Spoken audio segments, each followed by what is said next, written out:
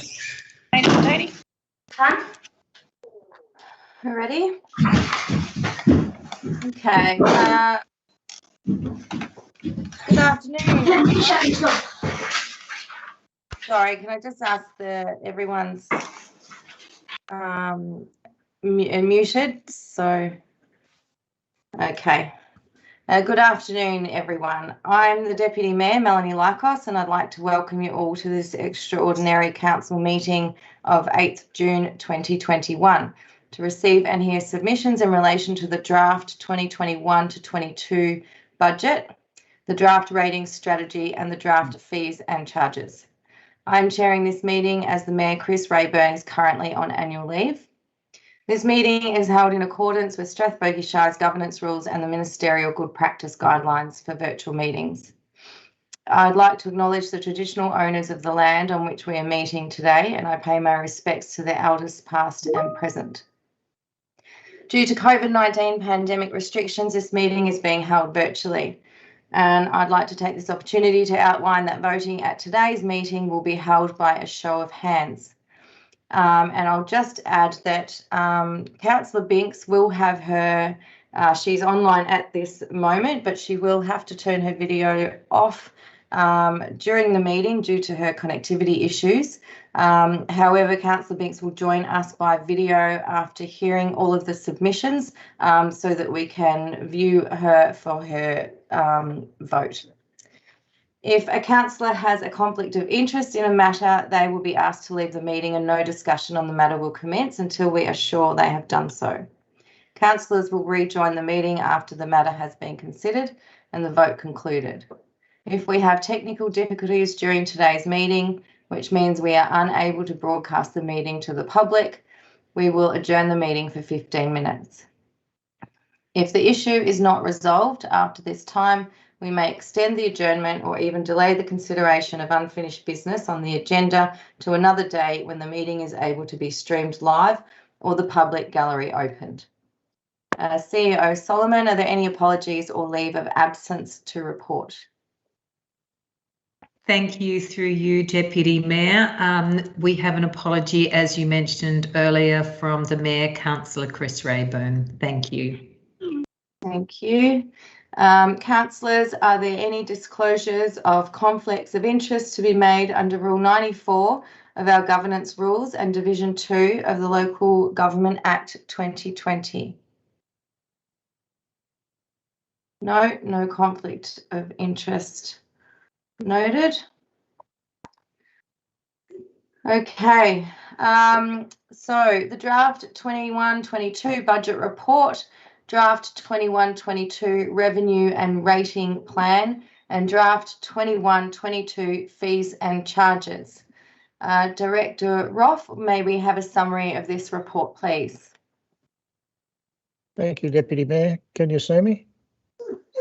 Yes, we can see Yes, you. can. Excellent. Okay, so the budget's been prepared as we're required to under the Local Government Act, and once we'd done that, it was advertised and we've called for submissions from the public. At the close of submissions, we had 59, and there are 22 people who have indicated they wish to speak to the submissions tonight. Purpose of tonight is to hear those submissions, following which the council will consider them, and the intent is to have determination made on those and adopt the budget on the 29th of June, which is just before the due date of the 30th of June. So with that, I'll leave it there. Thank you, Director Roth. Just before we move on, I just wanted to ask our guests if you could please keep your videos off during the meeting. You're welcome to stay and listen, but keep your videos off until you are asked to come and speak, if that's okay. So thank you very much for that. Councillors, are there any questions of Director Roth? No questions. Okay. We have a number of submitters who wish to speak this afternoon. All have been invited to this virtual meeting and given a 5-minute time slot for their presentation in accordance with our governance rules.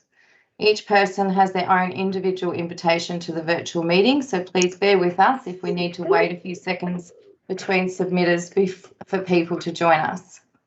Our first submitter this afternoon is Miss Shona Guest, representing the Longwood Action Group. Welcome and thank you for taking the time to present to us today. You have 5 minutes if you could put your video on, and if you are not speaking at the moment and you are a guest, could you please turn your video off? When you have 30 seconds to go, Shona, I will let you know. And once your 30 seconds is over, if there are any questions that the councillors have, they will ask you then. So, Ms. Shona Guest, are you with us?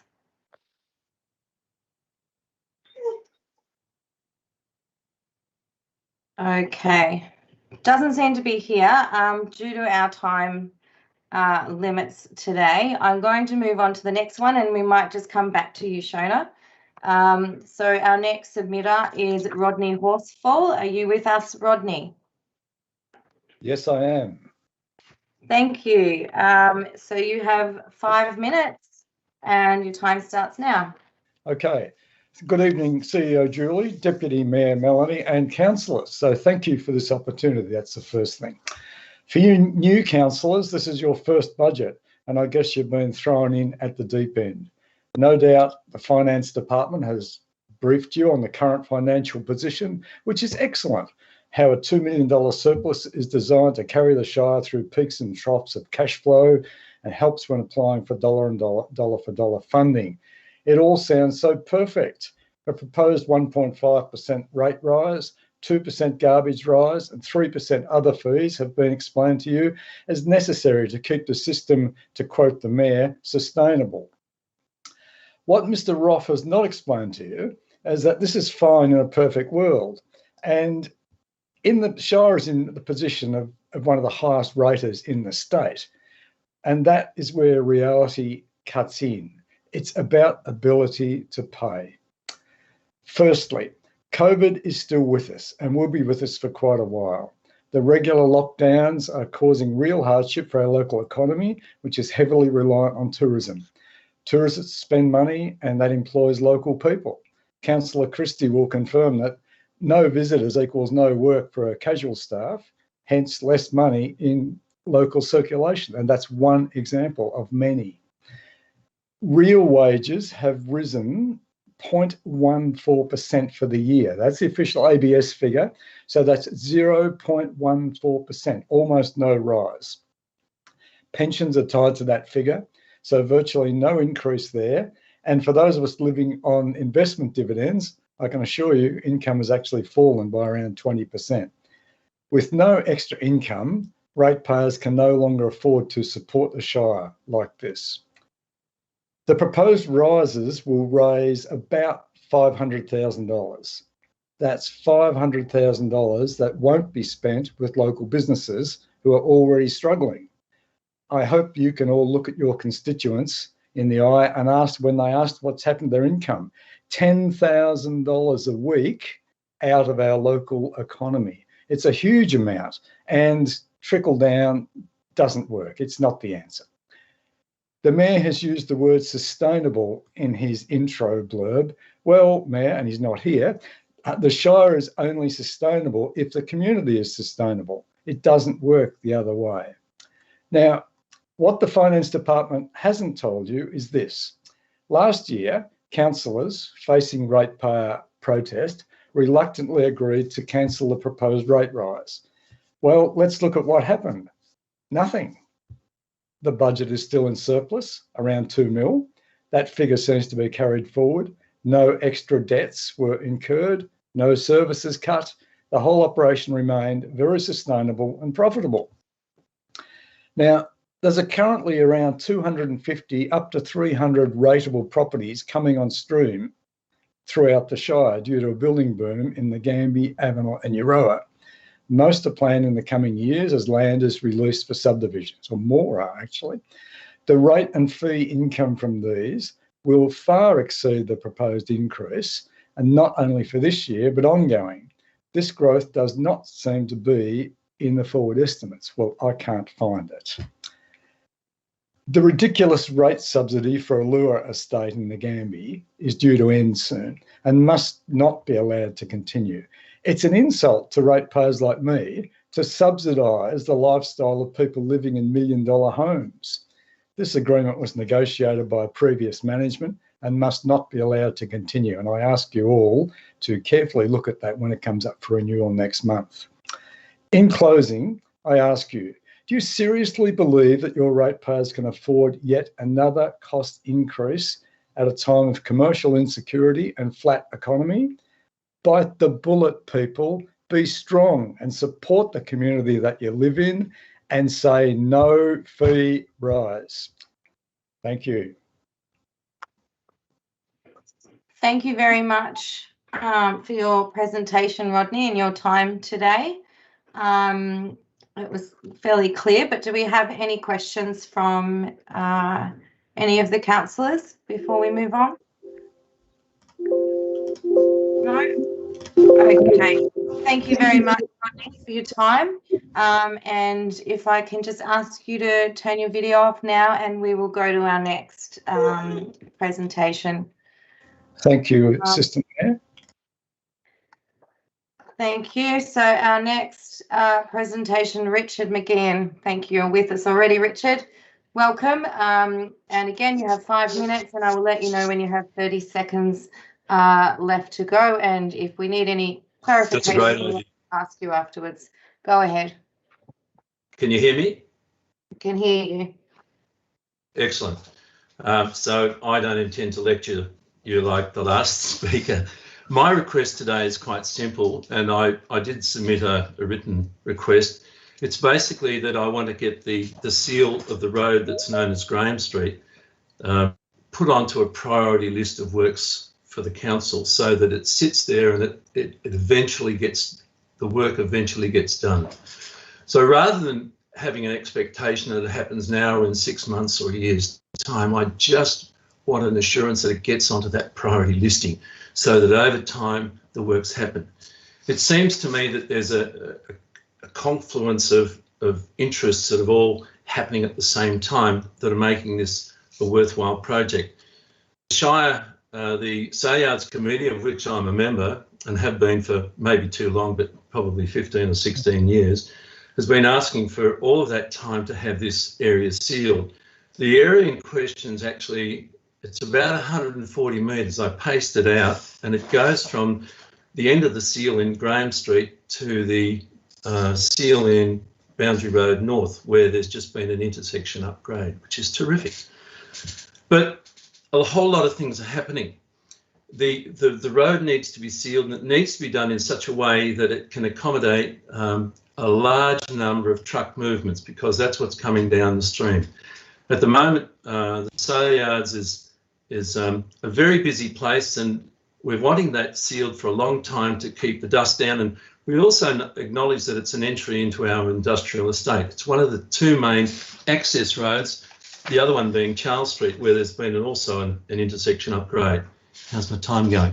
Anyway, the moment when it's done, or what's happening is we've just received, or the Shire has received, a $250,000 grant to install a new truck wash. Now, it'll be a double truck wash. It'll be able to accommodate 2 B doubles at a time.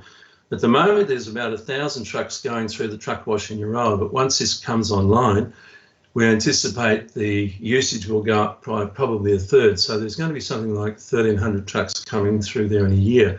At the moment, it's about 19 a week. So you do the maths on the increase. It's going to be a sizable number of trucks coming through. And they will come through because every truck that handles cattle has to be washed out before sheep can be put back onto that truck.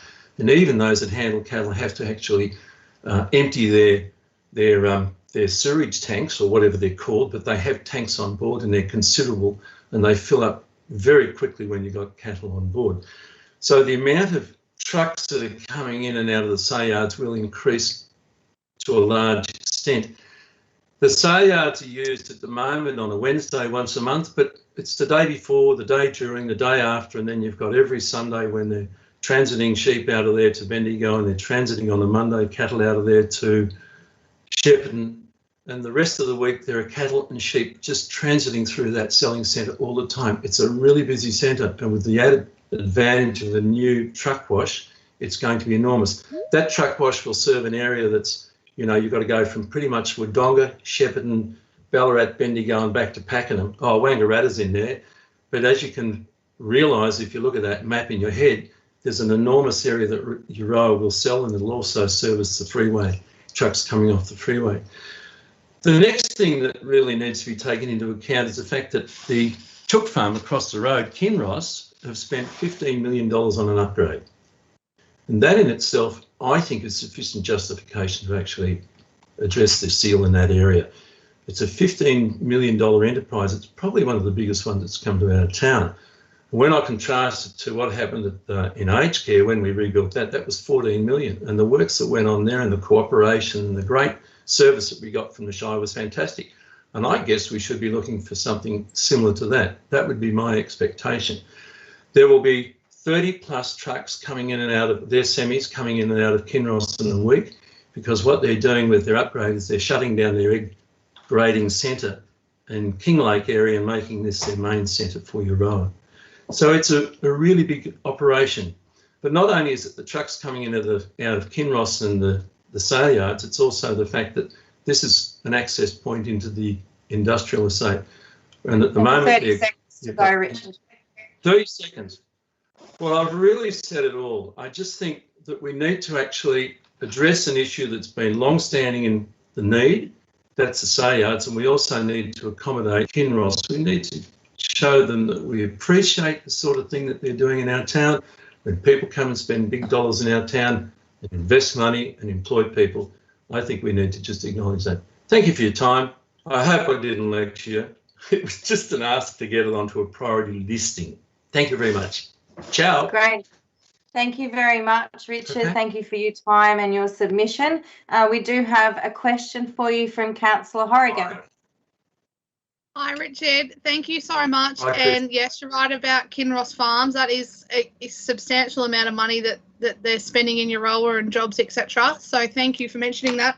Did you have a chance to get a rough idea on how much it would cost by any chance? Depends who's going to do it. No, I didn't. And it's That's okay. just, I just don't see that as my role as I think that's something councillors need to take up. If it gets onto that priority listing, you take that back through to your engineering department. They're the sorts of people. That's their job. I can't do that. No, that's fine. I'm just a farmer, guys. Ciao. Thanks. Thank you, Richard. Sorry, are there any other questions for Richard before he takes off? That was it. I'm Beautiful. gone. Okay.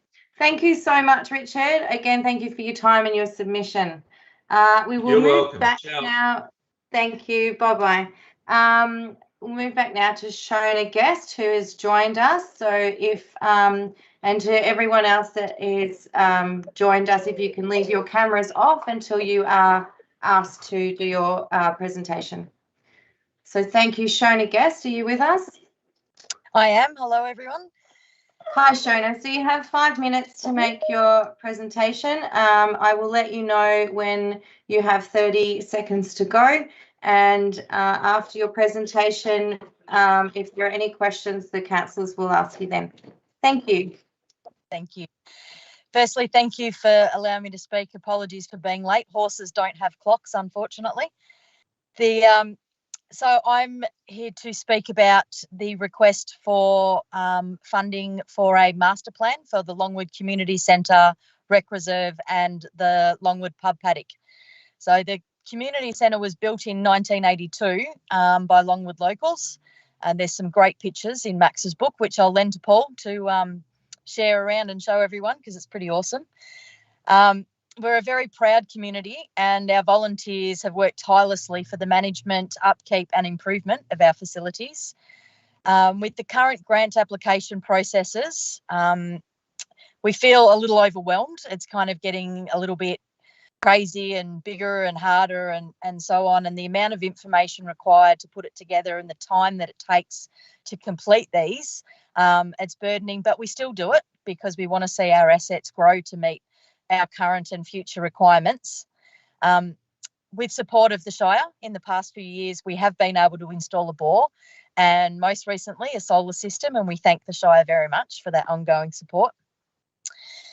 So while the community centre was state of the art when it was constructed, it's now a little tired, and we've had a few people look at it for weddings and so on, but it just doesn't quite meet their needs. Now, these would be a big source of income, not only for the Community Centre Management Committee, but for the surrounding local businesses and to the local community. We don't want to make changes on the run, adding bits here and there without thought to the implications over the long term. Because we want to see the best use of our time and money raised by locals and sourced through grants and funding allocations. And we've got a lot of changing requirements of our community. There's a lot of new people moving, which is evidenced by the number of students at the school's gone from 8 to I think it's 32 or something at the moment, which is amazing for Little Longwood. It's so we're requesting funding for the development of a master plan, so put together by skilled professionals who have the experience and the expertise to put together a plan for the next 20 years. A plan that takes into account our history and yet allows for future requirements in a sustainable and environmentally conscious manner. A plan put together with the community's input that considers the active and passive uses of our shared public spaces, both indoor and outdoor. All of the community groups of Longwood, as well as local businesses, support this application, as evidenced by the keenness shows in the letters of support that were submitted with the application. Our volunteers in the Shire will benefit by having a master plan that supports our volunteers and the Shire to apply for grants by having projects that are shovel ready. So our local councillor, Paul, hello Paul, advised us to put a dollar amount on this application, and we just came up with a figure of 50,000. Now, I'm sure the professionals at the Shire would have a better idea than I do as far as the dollar amount required for a master plan. You know, it could be 75, I don't know, but obviously we do want a full and proper master plan, not just a scoping or anything like that. We're not experts. We're looking to guidance from the Shire on that. And sorry, Shona, you just have to. Can the person that Jeff Moran that just entered, can you please just mute your computer and keep your video turned off? Thank you. Continue, Shona. Sorry. That's okay. That's all I have to say. Just I hope the proposition is considered, and I'm happy to take any questions either now or in the future if any arise. Okay, thank you, Shona. Thank you so much for your time and for your submission and joining us today. Does anyone have any questions for Shona before we move on to our next presentation? No, I think we're all good. Thank you very much. Oh, hang on, Councillor Murray, we do have a question. Thank you, Shona, for your presentation. Could you just reiterate what the public spaces were again that you wanted the master plan to deal with? Yes, certainly. It's the Longwood Community Centre, the Recreation Reserve and the pub paddock. And the reason we've chosen those particular spaces is they're shared community spaces, and we don't want to have the idea of a play park or something like that that might be planned for the pub paddock and then someone wants one at the community centre. We think having a cohesive plan that takes everyone's interests and wants into account will remove that double up need or, you know, conflicting grant applications and so on. Excellent. Thank you, Shona. Appreciate your time today. If there are no more questions for Shona, we will move on to our next guest. Shona, if I can ask you to turn your video off and mute yourself, you're welcome to stay and listen to the other presentations. Thank you. Our next submitter is Kiralee McComb from the Euroa Cricket Club and Chris Chittick from Euroa Hockey Club, representing the Euroa Friendlies Reserve Committee of Management. Welcome and thank you for taking the time to present to us today. You have 5 minutes to make your presentation. I will let you know when you are at 30 seconds to go, and the councillors will, if they have any questions, will ask you once you've finished. So you now have the floor. Go ahead. Hi, my name's Kirralie McCoon. I'm the Treasurer of Euroa Cricket Club, and I'm here to talk about the submission for a toilet at the Friendlies Oval on behalf of the major user group, Euroa Cricket Club. During the 2021 cricket season, we had 150 junior and senior members comprising over 10 teams, committee members, life members and volunteers. Our members and players came from not only Euroa but all over the state of Victoria. They brought with them friends, partners and family members.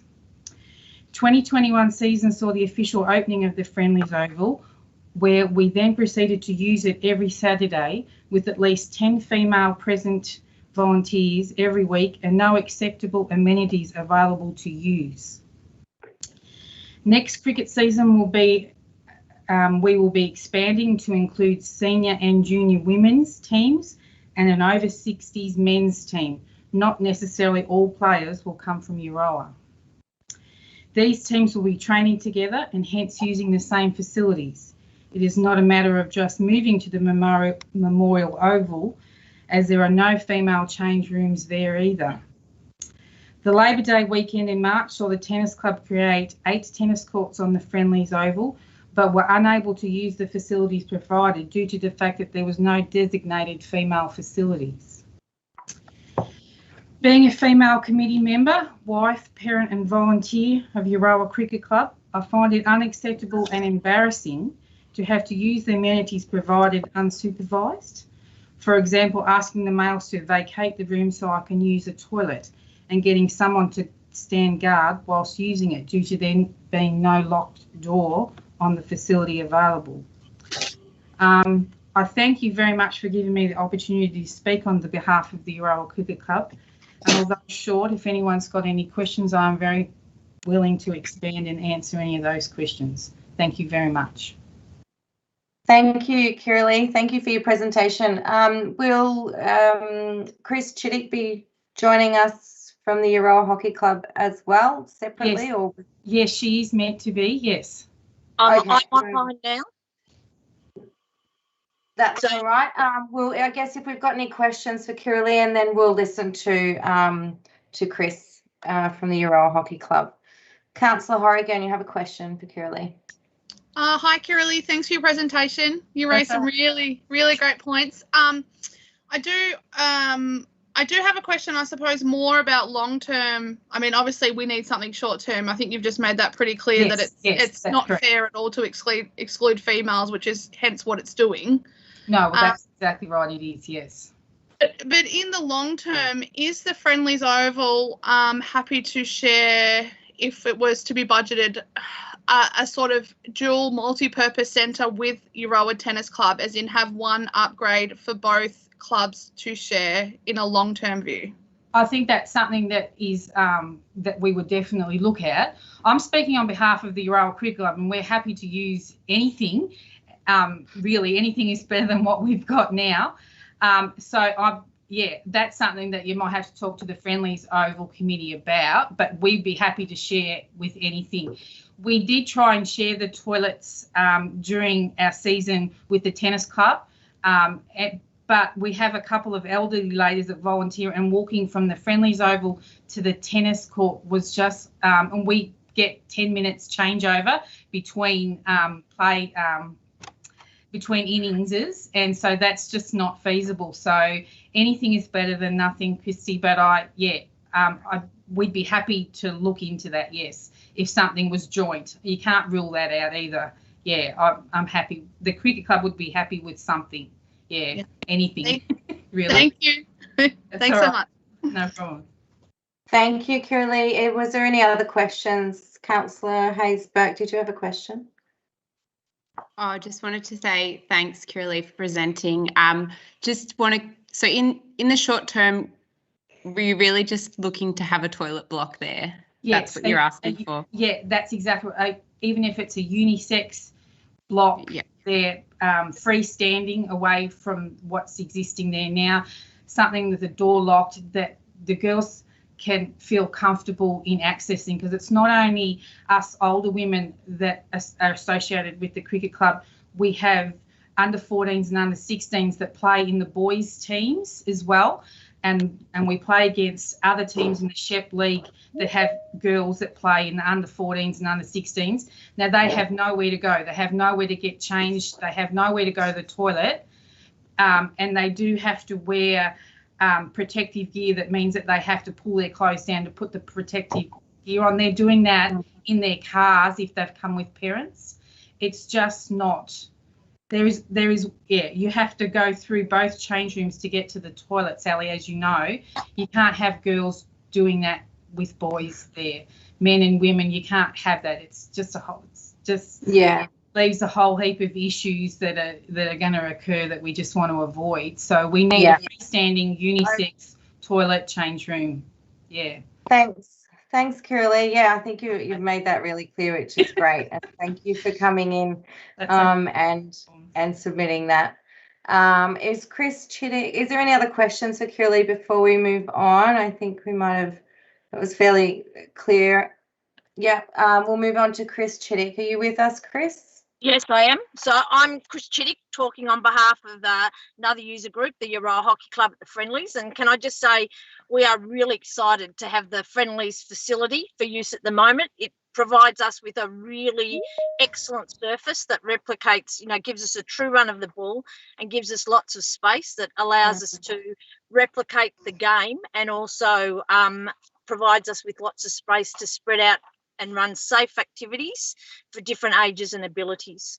So at the moment, our club runs junior development on the Friendlies with an age range from 6 to about 13, and they are both boys and girls. And then we also run senior training with people aged 13 all the way through to a 60 plus. We have many parents come and join us that come with younger siblings, and we also have some adult coaches that come straight from work. Our other concern is that we have a number of players that come from all over the Shire. So the students that come from the secondary college come straight from school and need somewhere to change. And because we've got males and females in that group, it means that we're having to try and supervise so that we don't end up with boys and girls either in the same change rooms or using the toilet, trying to use the toilet at the same time. And because we have adults, there's a child safety issue there as well. So for us, the ability to have an external toilet would allow us to designate the change rooms, one male and one female, and then we can more easily supervise young children changing now, and then we can get our adults changing elsewhere. If the toilets are outside, it allows us more vision of what's happening. So again, from a child safety perspective, it allows us to oversee what is happening and be a little bit more careful, particularly for those younger people whose parents come down off the mountain or from Longwood and Avenel Way later on in the day, so that they don't necessarily have a parent there. It would also allow parents that are supervising younger children easier access to the toilets. And I think, if you've got a young child you're trying to take in there with yourself, there's not a lot of manipulation room, and it would be nice to think that we could have young girls not need to learn about Chris, quite so you have 30 seconds to go. So the hockey club really supports the ability of doing this, and we believe that we're going to be growing over the next little while. So we're anticipating the interest in hockey has grown. And because it is a mixed competition, mixed sport, child safety and adult safety is really important. Right, thank you very much, Chris. So we probably already asked the same questions anyway of Kiralee, but does anyone have any further questions in regards to this for Chris? Or I think we can move on. Chris, thank you very much for your time today and for coming in and making that submission and presentation for us. We really appreciate it, and yeah, will be considered. If I could ask you now, sorry, Councillor Murray, did you have a question? No, sorry, false alarm. All right, so we'll move on to our next guest speaker. So just a reminder, if you're not currently speaking, could you please turn your video off and make sure you're on mute. And our next speaker will be Anne Douglas. Judy McDonald, could I just ask you to turn your video off, please? Thank you. And we'll have Anne Douglas in. Sorry, Judy. Yeah, Oh, Judy sorry. McDonald, could you just turn your video off, please? Thank you. You can stay with us, but okay. Anne Douglas, you have 5 minutes. You've come from the Avenel Museum Courthouse Recreation and Playground Reserves Committee, and you've got a number of items, and you have 10 minutes. And I will let you know when you've got 30 seconds to go, and any questions will be asked at the end of your presentation. Go ahead, Anne. Great.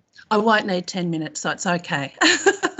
Okay, first of all, thank you very much for allowing me to present our picture project. And I'm representing the Avenel Courthouse Committee of Management. As you would have seen, the pictures that I sent in regard to the two buildings of significance, which is the old courthouse, which is dates back to 1876, and also the old police building, which is 1875. What we're looking at is looking at repairs first of all, and I broke it down on the submission that we're looking at first of all the roof. Unless we can have a roof that doesn't allow water to get in, then it will affect the rest of the building. So we're looking at the old police building first. The lease ran out on that 12 months ago. So we're looking at either releasing or licensing it out as a committee of management, and we're a newly formed group of committee of management for the next 3 years. We're aware that we are under DELP jurisdiction because we are in Jubilee Park, and we've worked closely with them. We've asked for funding in regard to the buildings as well, so we're looking at all sources that we can. In regard to the old police building, the roof, their original slate, so of course hence the cost, also to get a slater from Melbourne because there isn't any regional ones. So we've estimated it around about, and we've had someone look at it, about that 35,000 that we mentioned, and it's showing damage just inside each of the rooms where there's dampness coming in. So we're just really aware that something needs to be done sooner than later to fix that. In regard, though, the bearings are really holding up well for an 1875 building, which is great. Also, we've noticed that there's expansion cracks forming along some aspects of the walls out the front. That was estimated and a quote of around 5,000, which isn't a lot of money, but we don't have any funds. The only funding we get is when we have our once a month market, and we get a certain percentage of that. So that's our only income as such. Currently, well, Neighbourhood House has been taking up the space at the moment for the last 21 years. As I mentioned, we need to assess, and which we have with the roof that needs doing, so that we can open that building up for the community, whether it's being released or licensed out. We've got a number of people that are interested, including the current people, but looking at people that want to use it for a digital library, you know, for a library space, for our First Nations people, so a cultural space. As you know, that Avenel is growing immensely. And because Jubilee Park is in the centre or the heart of Avenel, we need to utilise our spaces as best as we can. So that includes the old courthouse. The old courthouse, it has some slates that are missing, so they need to be repaired and replaced on the roof. Inside, it's not showing water damage as yet, but we don't want to get it to that stage. So that's how we've broken it down into those stages of funding. So our first priority is the old police building. The next priority is the roof on the old courthouse and the expansion cracks in the old police building. And then we added about the restoring of the old porch out the front of the old courthouse, and also some of the other aspects of painting around the windows. Now, I've just been in touch with Dan from your Shire planning, and he was so helpful, so thank you for that. And he's found out that it is actually that the old courthouse has a national heritage listing, which shows that those two buildings, the old courthouse hasn't, sorry, the old police building hasn't, but it just shows that those buildings are historical significance to Avenel, to the local community, to the Shire, to Victoria, and really to Australia. So it would be wonderful if we can get some sort of support financially to upgrade those buildings as far as just repairing, and so then we can utilise them more than what they are being used at the moment, and we can say to the people that are going to use them that yes, they are safe, that their work won't get damaged in any way due to water damage. What else can I say? We have support from Paul Murray, our local councillor, who is aware of it. Also Avenel Active, our general local community, and also DELP. So we're in contact with as many people as possible. And like I said, we're not expecting the Shire to support everything that we want to do to the buildings to maintain them, but we're looking at other sources as well that we can do that. But I thought our first protocol is the Shire, and we do acknowledge that the Shire has helped us quite a bit over the years with Jubilee Park, and we hope that we continue to have that relationship with them. I think that's probably about it. Any questions? Thank you so much, Anne. Thank you for your presentation. Do any of the councillors have any questions? Just before you ask your question, Councillor Murray, can I just ask anyone that's not speaking at the moment to turn their cameras off, please? Councillor Paul Murray, you can ask your question. Thank you, Deputy Mayor. And thank you, Anne, for your presentation. It was great. It sounds like you're looking at more like a phased series of works to be done. What did you just remind me? What was in that first phase that you were looking at? Okay, the first phase is the old police building with the roof, which is what we've estimated at 35,000. And also 5,000, because it goes hand in hand with those cracks. So the expansion cracks that are happening, which is 5,000. So that's what we're looking at in that first stage.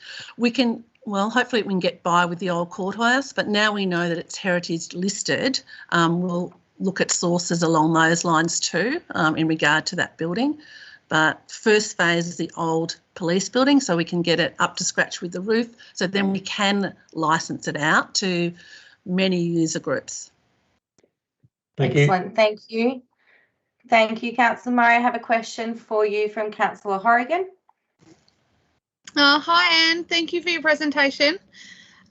With the two current buildings at the moment, are they able to be leased for, say, people that want to get married, or is there any kind of funding income that that's being pursued in that sense, or it can't be because of the state it is in at the moment? Good question, actually. The old courthouse, it's like an old house, so it's got little rooms in it, so that probably wouldn't be for that purpose. But the old police building, the old courthouse, is one single room. It could be a possibility to do that. It needs a little bit, I mentioned it, interior sort of painting, but we can do that, I think. Yeah, it could be a possibility. What we're hoping to do is down the track with the old courthouse that we could have it as a pop-up gallery, so that we could have artists within the area that could come for a month or 6 weeks or 2 weeks and present their works. And also because we've got room outside as part of Jubilee Park, they might be able to present, sculptures and do workshops. But currently, we can't say that with the roof of the old courthouse, with their works, that they won't get wet. It's like it's not leaking now, but it's got potential. That's our worry. Okay, thank you. Thank you, and thanks for your question, Councillor Horrigan. And we also have a question from Councillor Hayes-Burke. Thanks, and I'm just confirming, is the cost just for the tiles, the 35,000? So would you be providing the labour, or is that what you're anticipating, or is that to refurbish the roof? With what it works out as, when we got quoted on, is $3 a tile. Approximately 14,000 tiles, so half it would be 7,000, so that comes to a 22,000.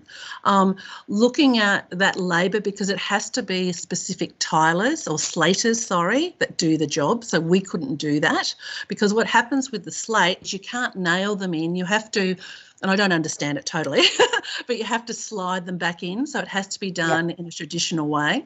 So 35,000 would be covering both. Excellent. Thank you, Anne. Thank you for answering those questions. And yeah, it was a really good presentation. Thank you for your time. Are there any other questions before we let Anne go? No, I think that's it. Yeah, thanks again, Anne. And we will move on now to our next speaker. If I just ask you to turn off your video, and you can stay and listen to the other submissions if you wish. Our next submitter is Jim Billings to speak about the Avenel Solar Installation Heat Refuge proposal. Welcome, James. Thank you for taking the time to present to us today. You have 5 minutes to make your presentation, and I will let you know when you've got 30 seconds left. And the councillors may ask you some questions of clarification after you have finished. So you now have the floor. Go ahead. Thank you. Lovely to be here, and thanks for having me. We've had a situation in Avenel over quite a few years during extreme heat times where there have been outages. When you have an outage, you don't have power, so you don't have access to cooling. In Avenel, we have quite a large ageing population. We have quite a few people who are quite frail. So this situation is really serious for them. No power, no cooling, no relief. And of course, the outages most likely occur when the heat waves are on, because that's when the grid's under the most pressure. What we're proposing is a solar battery heat refuge.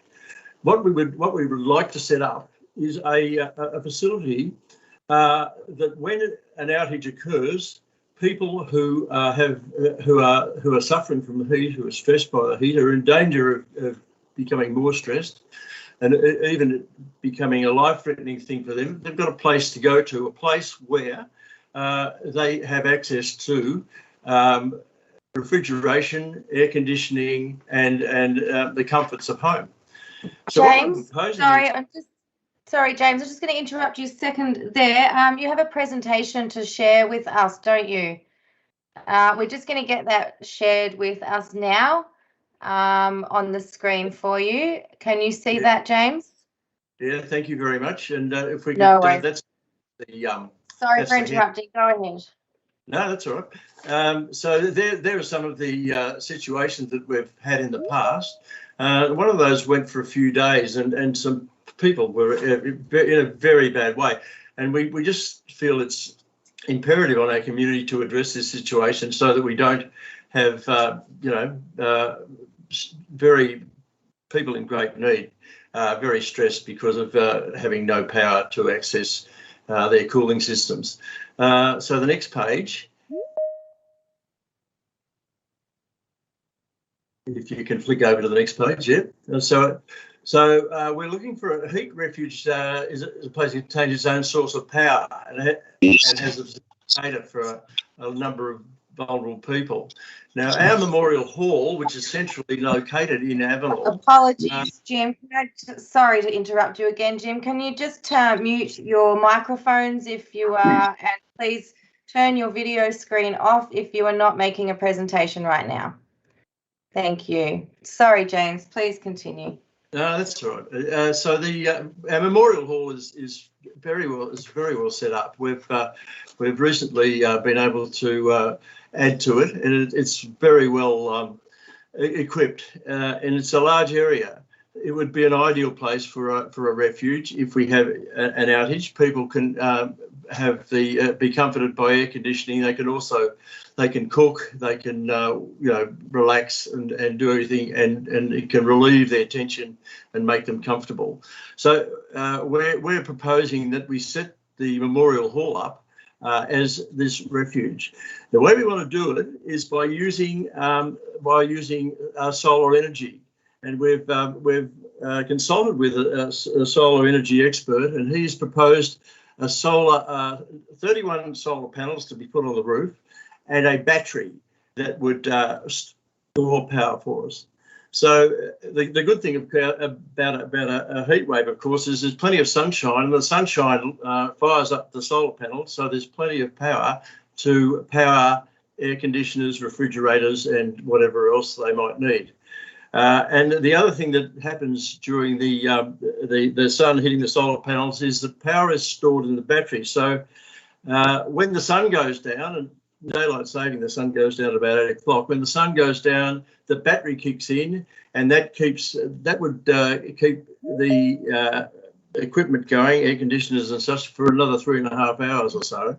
And by that stage, hopefully things have cooled down enough for people to return to their homes. We just think this is a great opportunity, firstly, to look after our people. This is a serious issue that we need to address. But secondly, it's also a great opportunity to develop our renewable energy. We have a great intent in Avenel with Avenel Active to develop renewable energy, and we've had great support from the council to do this as well. One other aspect would be this: up until now, that the Shire's been paying for the electricity for Memorial Hall and the swimming pool. With this system, the power would come from natural resources, namely the sunshine. So during the year, the electricity bill would be paid through the solar panels and the battery, thus relieving a power bill from the Shire, which I think is a great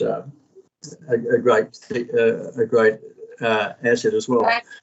James, you have 30 seconds left. Thank you. Oh, well, I think I've just about said it all. I just wanted to make the point, we obviously, for bushfires, our refuge is the Oval. But this is for this proposal is all about caring for people who would be in serious distress if they didn't have access to support and being looked after. Thank you. Thank you very much, Jim. Thank you for taking the time and for your presentation. It does make it easier for us to see when you have a nice little dot point list there. We do have a question from Councillor Dickinson's first. Just before you ask your question, Councillor, can I just ask guest Ian Atkin to turn your video screen off? You can continue watching and listening, but you just need your video screen off until it is your turn to speak. Thank you for that. Councillor Dickinson, you can ask your question. Thank you. Thanks, Jim. Just wondering if you have costed your project. Yes, with the quote we've had for this, which is the 31 solar panels and the battery and the inverter, is $29,000. Thank you. That's all I need to know. Thank you. Thanks for the question, Councillor, and thank you, James. Question from Councillor Murray, please. Thanks, Jim. The other thing I was think there are other things coming out of that Memorial Hall too, like there's a medical service being offered out of there, I understand, and I think that would obviously be of benefit to continue that medical service despite power outages and so on coming out of that hall. Good on you, Paul. Thanks for that. I meant to mention that there are a number of activities that happen in that Memorial Hall and have been obviously using power to conduct those activities. If they have this access to power, then that would be a relief once again for the Shire. But there's the craft group, there's a Pilates group there's been, and there's, as you say, Paul, a medical centre. There's an internet class that happens there, and from time to time we have cultural pursuits in the form of concerts and things, and schools put on it. But all this relies on power. So the power we have access, if we had access to the solar panels, that's where we get the power from. So thanks for the question, Paul. Excellent. Thank you, James. Do we have any more questions for James before he leaves us this evening? No, I think that covers everything. Thank you again, James, for your presentation and for taking the time to put in a submission to the budget. Pleasure. Thank you. Thank you. I'll just ask you to turn your video screen off now, and we will go to our next submitter.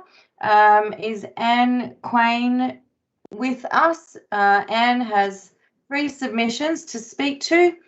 2 on behalf of the Violet Town Action Group and 1 on behalf of herself. Anne has 15 minutes to make these 3 submissions. And just before you go on, can I just ask Annette Walton and Joe Spring to just turn your videos off, please? Anne Quain. Oh, you're speaking for Anne Quain. Yeah. And okay. yeah, Joe Spring, me too.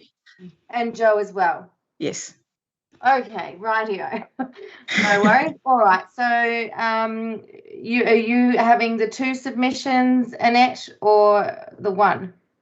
Joe and I are going to speak to you about the Shadforth Reserve submission. VTAG has. So you'll have 5. It's just the 1 submission you're speaking to at the moment. Okay, so you have 5 minutes. I'll let you know when you have 30 seconds to go. And then after you've finished, we will have an opportunity to ask you some questions or clarification. Go ahead. Okay, well, I'll start. I'm Joe Spring. I'd like to thank you for allowing me to pitch my project. The aim for my Pitch My Project is to upgrade the outside of the Shadforth Clubroom buildings, have a wall decorated with a mural, and paint the ceilings inside to make it presentable for the Violet Town community and visitors from surrounding areas in Victoria and interstate. We currently have local groups using the rooms for meetings, activities and events. In the near future, the rooms have been booked for a storytelling night, a fundraising luncheon and film viewing of The Flood, of which we hope to show during NAIDOC week.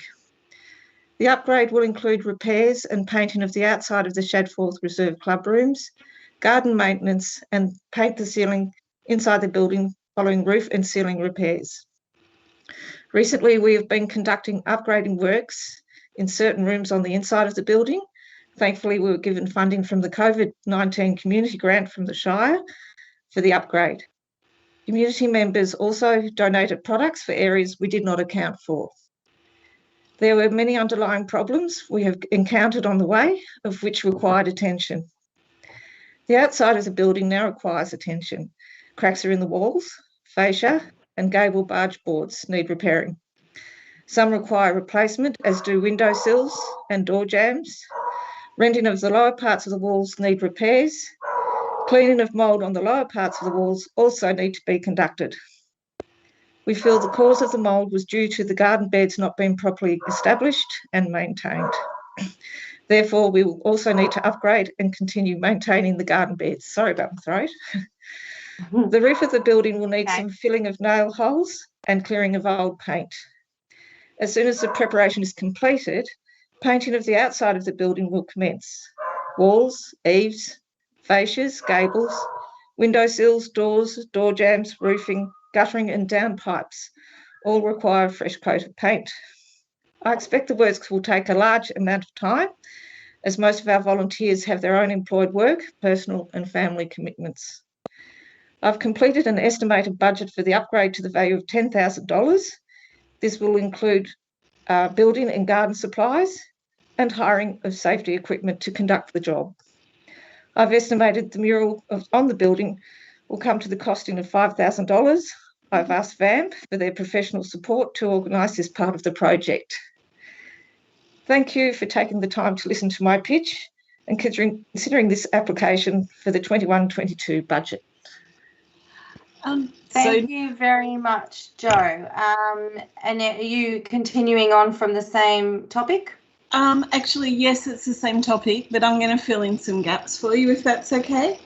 Sure, go ahead. So Shadforth Reserve is a subcommittee of VTAG, the Violet Town Action, and VTAG has been working along with VAMP, which is Violet Town Arts, Music and Performance Collective, so that we can create some opportunities in Violet Town. And Shadforth Reserve, when the old golf club rooms were empty, we all decided that it'd be really great to bring that together as a community hub and as a place where we can repair the building and have it as a community asset. And that's what Jo was just talking to. Part of our community action plan we had in there in our visual arts and culture section was that we were going to have murals in the community to celebrate the individual stories of the community. And this project is actually for $20,000, $10,000 to do the ongoing maintenance to the club rooms and $10,000 to do some murals. We've had some objections from some folks in the community in regard to a big tanker that was put there for CFA water usage, so we'd like to paint a mural onto that, as well as a mural on the outside of the club rooms. And we've connected with some local artists who have connection to or were raised in Violet Town, who are now quite large and well-respected street artists, to look at those works. And we really feel that by doing that, we can offer a space that is a hub for the community, that focuses on the environment, that is able to be used by all groups, and it's a really beautiful space when you're out there. It's got lovely greens, amazing trees and everything else going on, and the murals that we're looking at doing will be in keeping with that as well. So it's sort of a presentation from two community groups, but instead of doing separate pictures, we thought we'd all come together and present as one. Excellent, thank you very much, Annette. Do we have any questions from the councillors regarding this particular submission? No? All right. So you had two others to make, is that correct? Ian Atkinson, I think, is making one of those. So this is one of the three that Anne Quain was going to be doing, is that right? As far as we understand, yes. Okay, so are you going to be involved in the next two presentations? No, we'll go away now. Thank you for having us. Okay. It was lovely to see you all.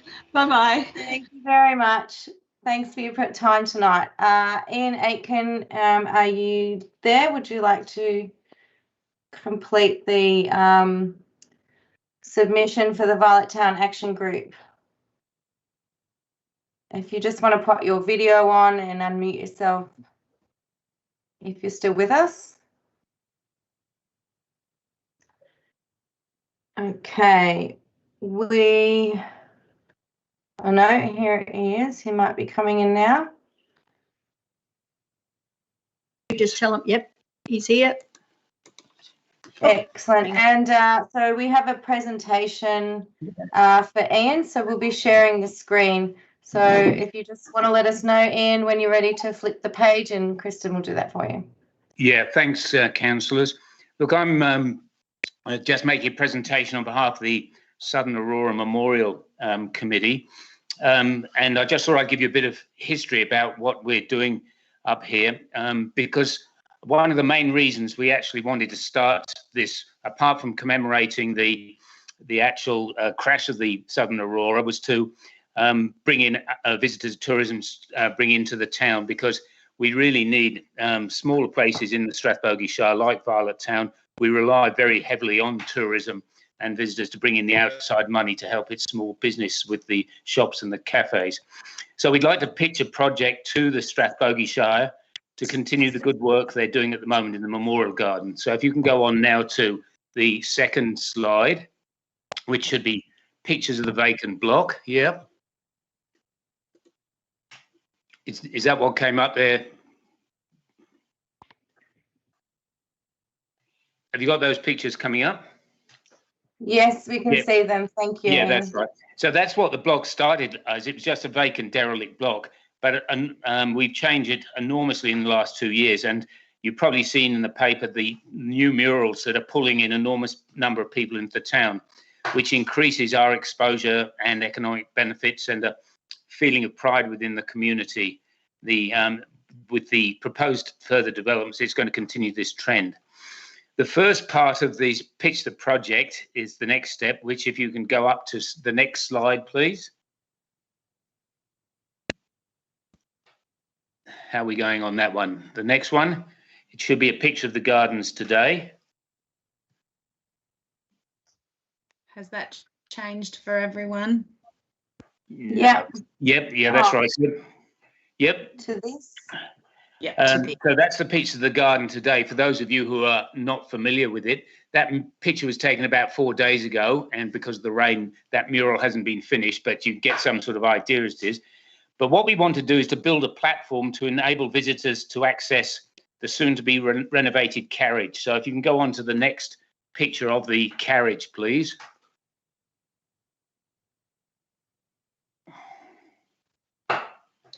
Good. Yeah, that's the one, Beauty, thanks. We're going to be renovating this carriage to house our memorial museum. The platform will be built so people can look into the carriage through the windows at the historic artifacts. And if you go on to the next slide, that is the diagram of what the actual platform's all about. So if you can go on to the next one. Yep, thanks very much. It'll enable access to the inside on days when the carriage is actually open. Yeah, so now if you can go on to the next one.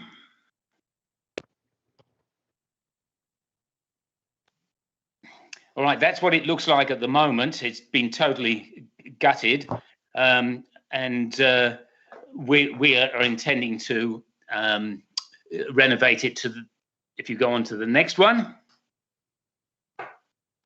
Okay, now that's a picture of what a renovated carriage looks like, and this is what we've got in mind, which might look pretty fancy, but these ones have all been renovated themselves. So what we want to do is to make a museum showing off various artifacts, but also what the inside of the carriage will be like. We'll be building the platform so also to stop kids getting in underneath the wheels and the subframe, and it's got to be, of course, wheelchair compliant. We've already purchased solar floodlights to light up the outside of the carriage, and they will be sitting on the platform. It's been designed by a local builder, and it's going to be built by local contractors. And so all we're doing is waiting for funding for this one. It's just, like they say, it's shovel ready. Okay, now this next one is the second part of our pitch. The project is to install a raised boardwalk around the gardens to enable easier access for people of all ages and mobility needs. And that's the pitch. If you just can go back to that one, the one with the wheelchair walkers, just go back one if you could. Yep. Our wheelchair walkers come out once a week and they like going around, but the path that we've got there was very much temporary, and the wheelchairs aren't really, they're getting stuck on it, and they slide off the side and the edges are being eaten away. Okay, the platform will provide access to the renovated carriage. It's going to be wheelchair compliant, but the present parts are temporary, rough and liable to wash away. And if you turn to the next slide, which is this is what the platform is like. It's made out of recycled plastic, and this was at somewhere down in Melbourne from the same company. And if you go on to the next one, you get an idea of what the paths are like already. There's just a wash away hole. You can see the edges there. And in wet weather, it's very hard to push the wheelchairs around. And anybody coming to visit the place is going to have trouble on those ones, certainly in the future. With the young people losing the gardens as a meeting place and visitors using the centrally located barbecue and water fountain, the paths are deteriorating and the planted gardens are being trampled on. The boardwalk will provide a safe, sturdy and vandal-resistant path. Okay, we've had a look at the picture of the walkway. It will provide safe access for mobility scooters and vulnerable, frail people, because the average age of our town is actually 73. The boardwalk is environmentally friendly, being made of recycled plastic, and will provide economic, environmental and historical stimulus to the town and visitors alike. If you could just go on to the next one, please. That's right, thanks. By chasing grants from the Shire, the state government, the federal government, the Memorial Committee's been able to continue the development of the gardens. So yes, I know we have had a lot of money from the Shire, we've had a lot of money from the state government, but this last pitch that we're doing will really finish stage 1 of the gardens. And I just gave you that last pitch of see what the inside of the carriage can be like as well. So to our future ones after this, and this is what we're putting our funds away, our own funds, to renovate the interior of the carriage, to complete the gardens, and to complete the track to the crash site. So we are looking if you could possibly contribute a reasonable amount of money to these projects, have a think about them, because it's not only a matter of helping out the gardens, but it really does bring 30 seconds to go, Ian. Yeah, thanks. It does bring tourists and economic development to the towns. Every town in the Strathbogie Shire has one of these things, and we can really market our shire as being a place to visit and, you know, come to see the VC heroes, come to see the horses at Nagambie, that sort of thing. And so, you know, it's a really good chance of finishing off the gardens, ready for us to get on to the next project, which is the renovation of the carriage. So thanks for listening to me. And sorry, I was a bit late on that one. I wasn't following your sheets too well there. But anyway, any questions I'd like to, you know, ask anybody and see how we go. No worries. Thank you. Just get the screen back up. Do we have any questions from any of the councillors about this? No, I think that was really clear. It was a great presentation. Thank you. Oh, we do have a question from Councillor Dickinson. Go ahead, Reg. Ian, have you costed this project? Yeah, I have. These were costed when we originally we were originally looking at funds from, you know, when we were first building the garage. The pathway, it's not cheap. It's $120,000 approximately, and the quote from Sessions Builders for constructing the platform is $69,300. So yeah, I realise they're not, you know, they're not cheap. If the council could certainly look at some way of maybe doing it over 2 years, or looking, you know, we'll certainly help to contribute in that. But with those amounts, we really, it's beyond the scope of what we can pay for ourselves. Thank you. Thanks. Thanks, Ian. I have a question from Councillor Horrigan. Hi, Ian. Thank you for your presentation. I just have a question. Has the group got a long-term maintenance plan in regards to, you know, when work's completed, etc., on who's costing? Yeah. Yeah, well, the Shire actually very kindly do the maintenance in terms of day-to-day weeding and looking after that sort of thing. That was part of the original agreement that we had. It's designed, the gardens are designed specifically so that they are low maintenance. If you ever come up here, they're all local plants and they're all local they're not requiring pruning and that sort of thing. The plastic boardwalk will take away a lot of the maintenance needed to be done on the path at the moment. So this stuff's designed to last forever and a day. Thank you. Thanks for that. Thank you very much, Anne. Any more questions for Mr. Atkin? I think that's it. Ian, thank you very much for your time tonight and your presentation. Yeah, thanks, Councillor. Always nice to have something to look at. Yeah, thanks for that. Yeah, we'll move on to our next submitter. So, Ian, if you could just turn your video off, and you're welcome to continue tuning in. The next submitter is Ms. Courtney Hamill, and she's representing the Euroa Junior Football Club. Courtney, if you're there, do you want to just pop your video on? There you are. Welcome, and thank you for taking the time to present to us today. You have 5 minutes for your presentation, and I'll let you know when you've got 30 seconds to go, and when you've finished, the councillors might have some questions of clarification for you. Go ahead. Thank you.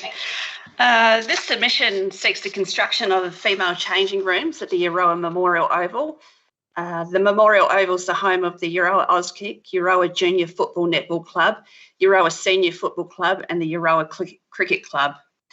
The project links in with regional strategic direction, state government priorities, the 2017-2021 Council Plan and the Euroa Community Action Plan.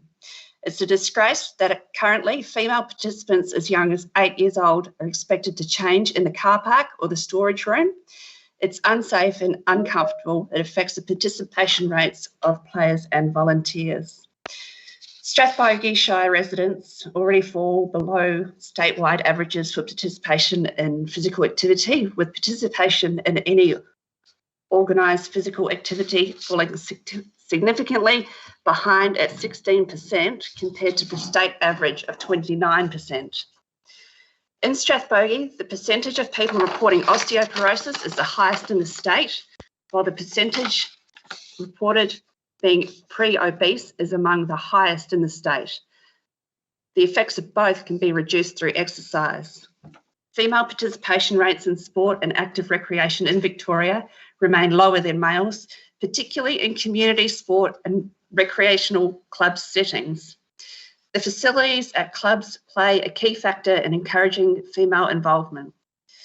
Various research by international, national and local organisations into the environment and culture of community sport and active recreation have identified that women and girls participating in sport is influenced by the extent, variety and accessibilities of facilities. The benefits of having these facilities at the Euroa Oval extend to event facilitation and attraction, for example, the Euroa Music Festival and the proposed Euroa Gift. These events bring cultural and social enrichment opportunities as well as economic benefits.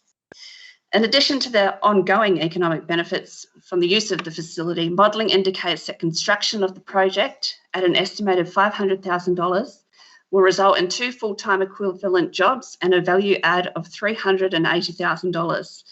Please consider the significant social, economic and health benefits of having these female-friendly facilities within the town's existing key infrastructure. Thank you. Is there any questions?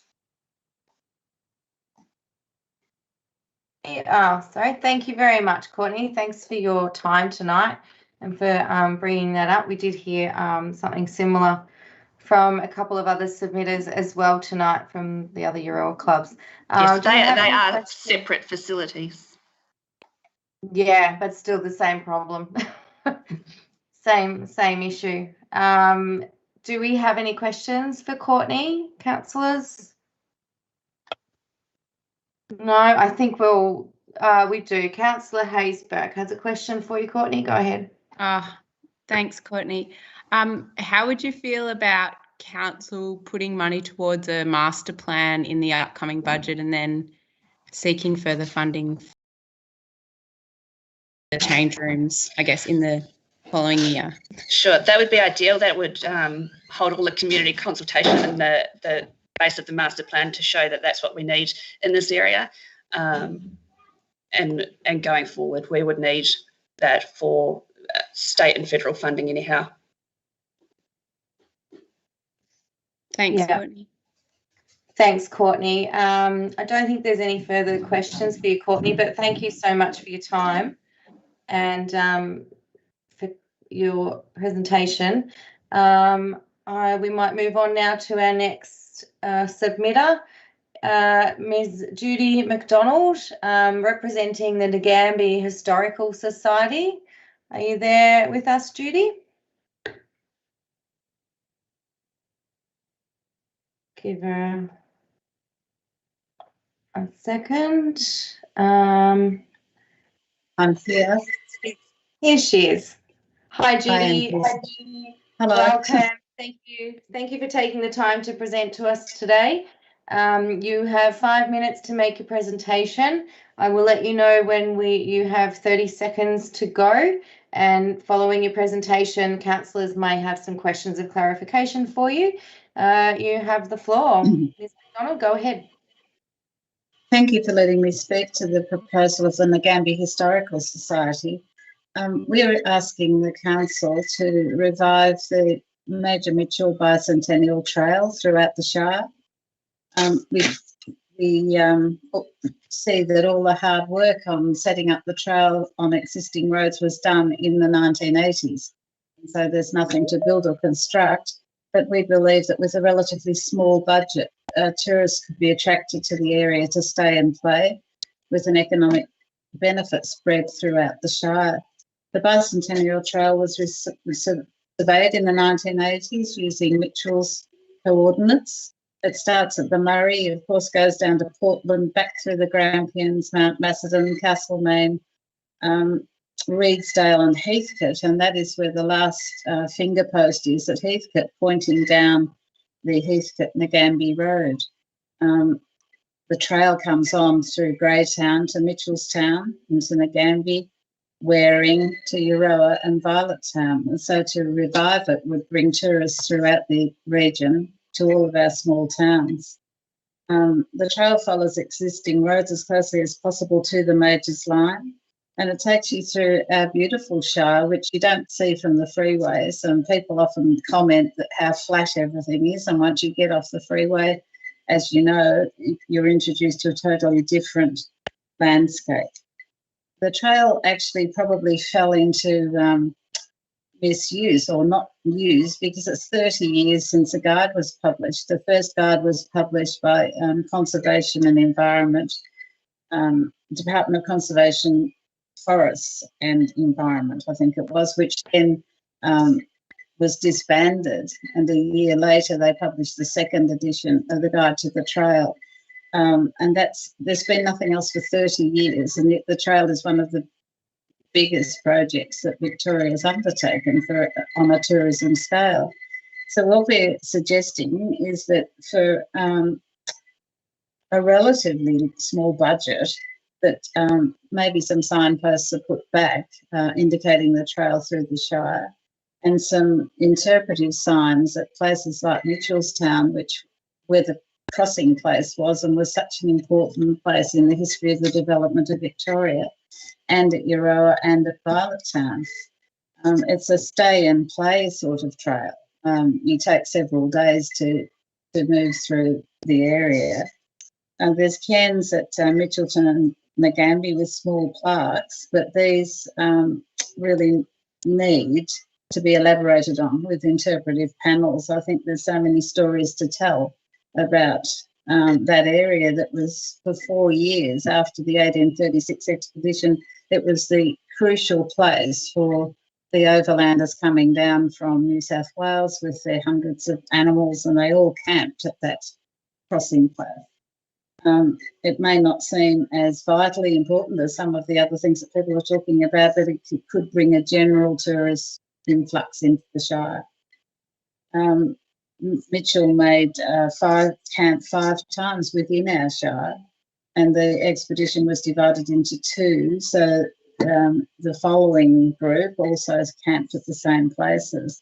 And we'd just like to see it reintroduced with perhaps a brochure. The original documentation or the guide is no longer available. As a matter of fact, it's a rare book.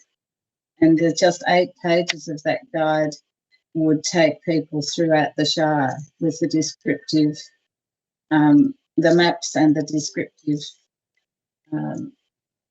stories of what's going on there and what the environment is at the moment. So the Historical Society hoped that if the Shire saw fit to do something, we could host a launch of a brochure, a tourist brochure, at the museum and launch an exhibition at the same time. Maybe even an e-brochure might work in these days, where you can pick it up from the Shire website as something to do. The museum often... 30 seconds to go, Judy. Sorry.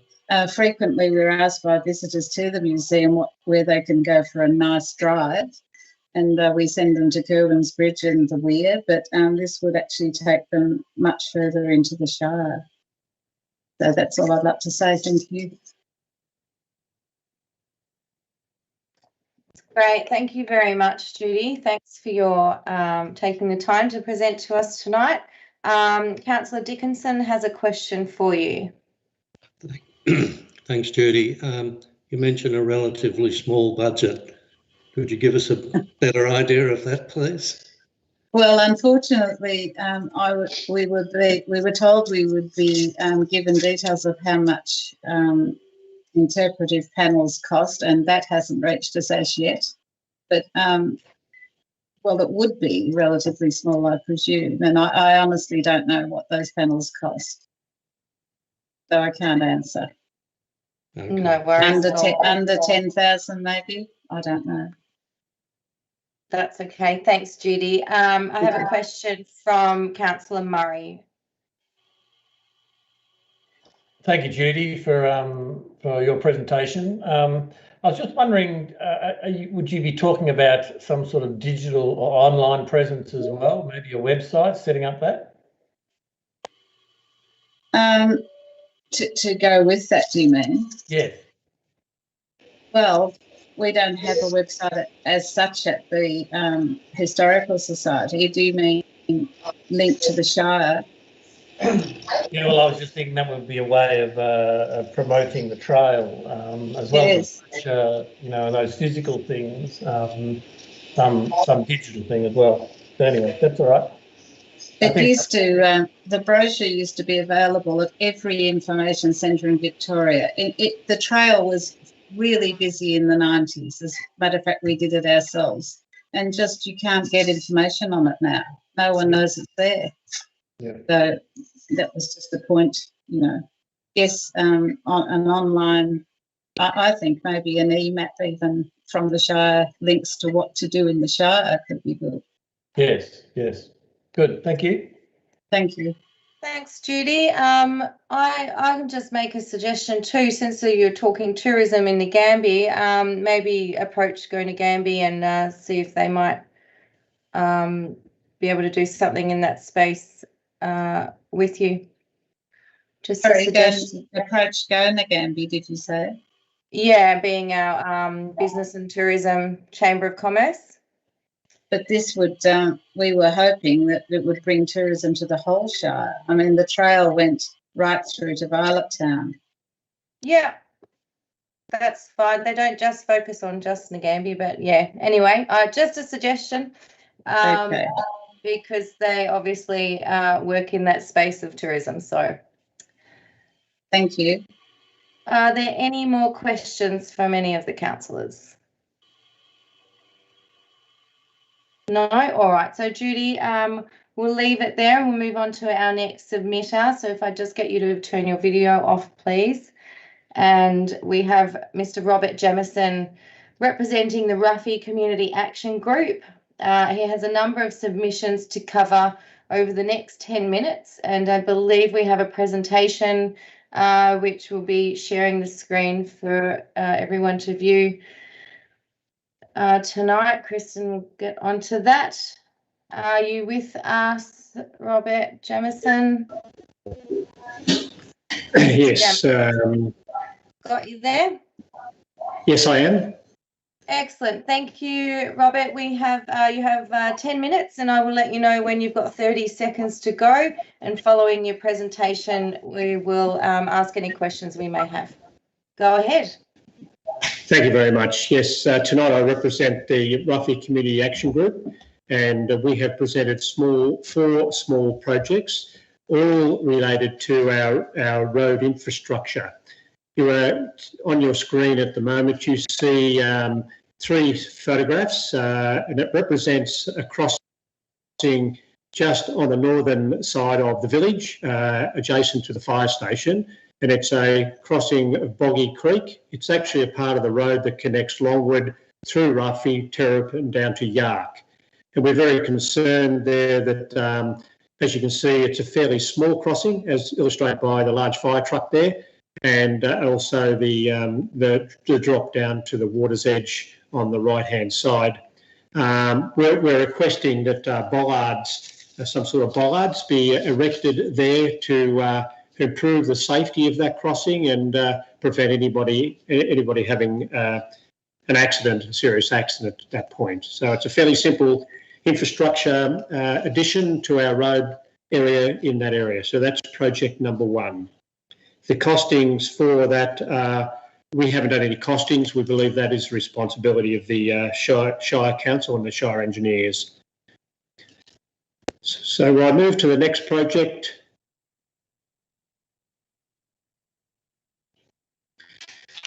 Project 2 is involves the Waibi track, and this has been a topic of conversation with the Ruffy community and also with the council through various agencies for some time now.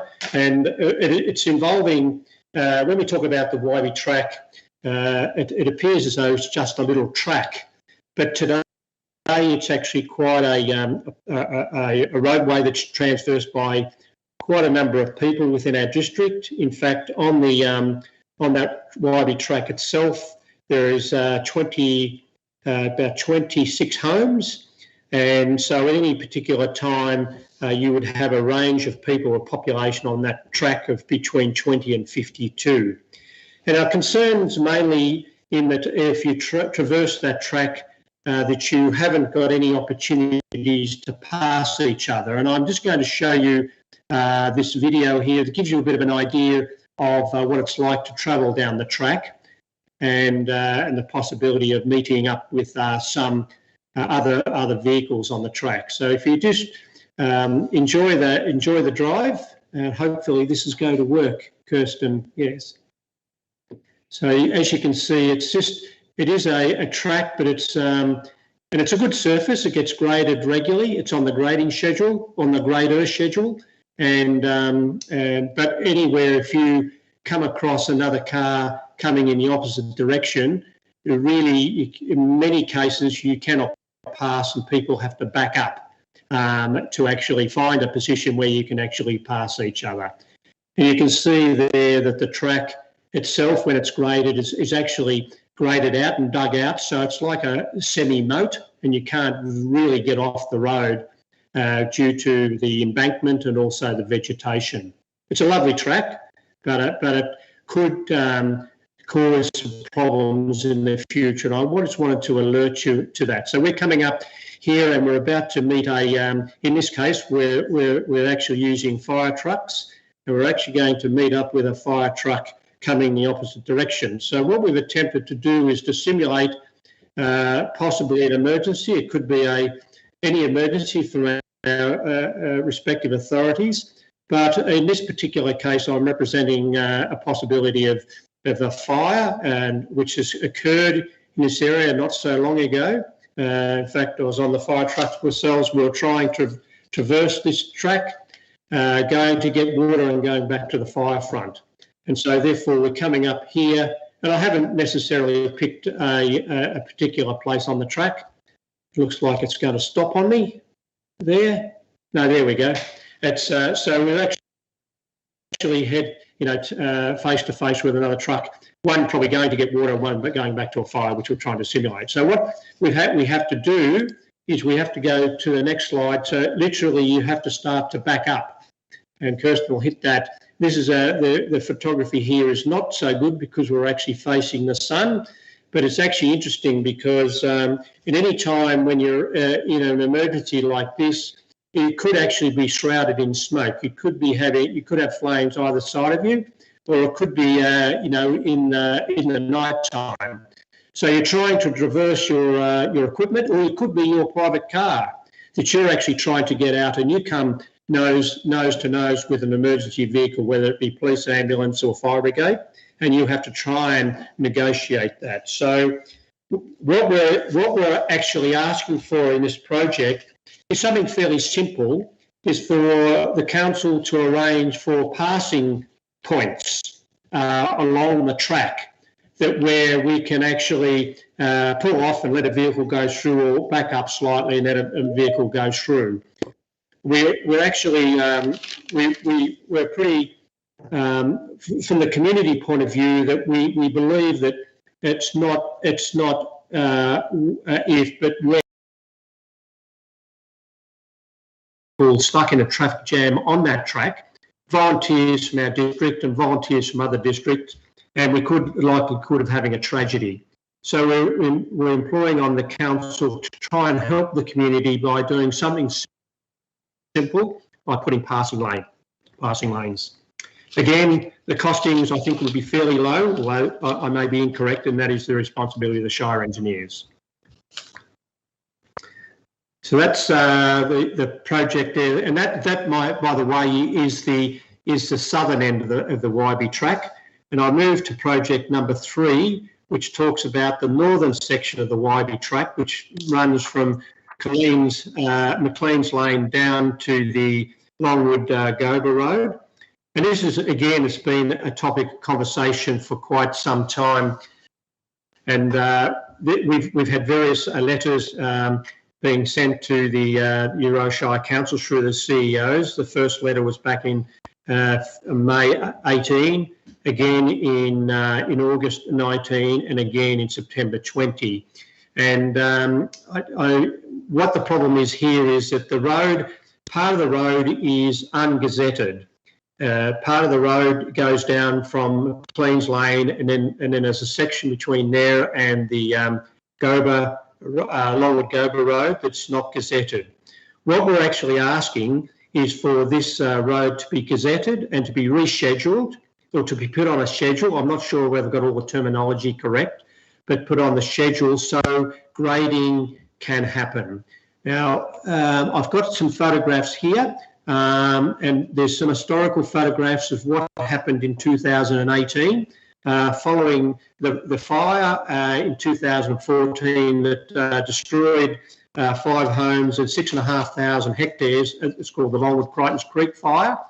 The government actually, I understand, provided some grants for the upgrade of this road, and that was done. And then later on, I think if we go through some photographs there, Kirsten, you'll see there that at some stage during 2018, the road was completely destroyed because it was neglected by council and the drainage was neglected by council. That was rectified. And if you go to the other slides, Kirsten, the ones that we had on first, that's what then it was neglected again, and that's what we've ended up with. And that again was at council expense, rectified. And we had a little trouble with some photographs, but today the track is actually heading towards this again. It's not being maintained. It's not being maintained because it's not on the schedule. So we're very keen to get that on the schedule so it can be maintained properly. So why should we be doing it? Why should we be concerned about this track? Well, believe it or not, if you actually are in Ruffy and you ring for an ambulance, all right, the ambulance GPS will send the ambulance up this track. We can't control that. If, as the case with the boat hole fire 2 years ago in Ruffy, the majority of the fire brigades that came from out of our district to support us came up this track because that's what the GPS tells them to do. So I think it's we're concerned that again that if this, now, I have actually 4 projects I must add, so I've got 10 minutes.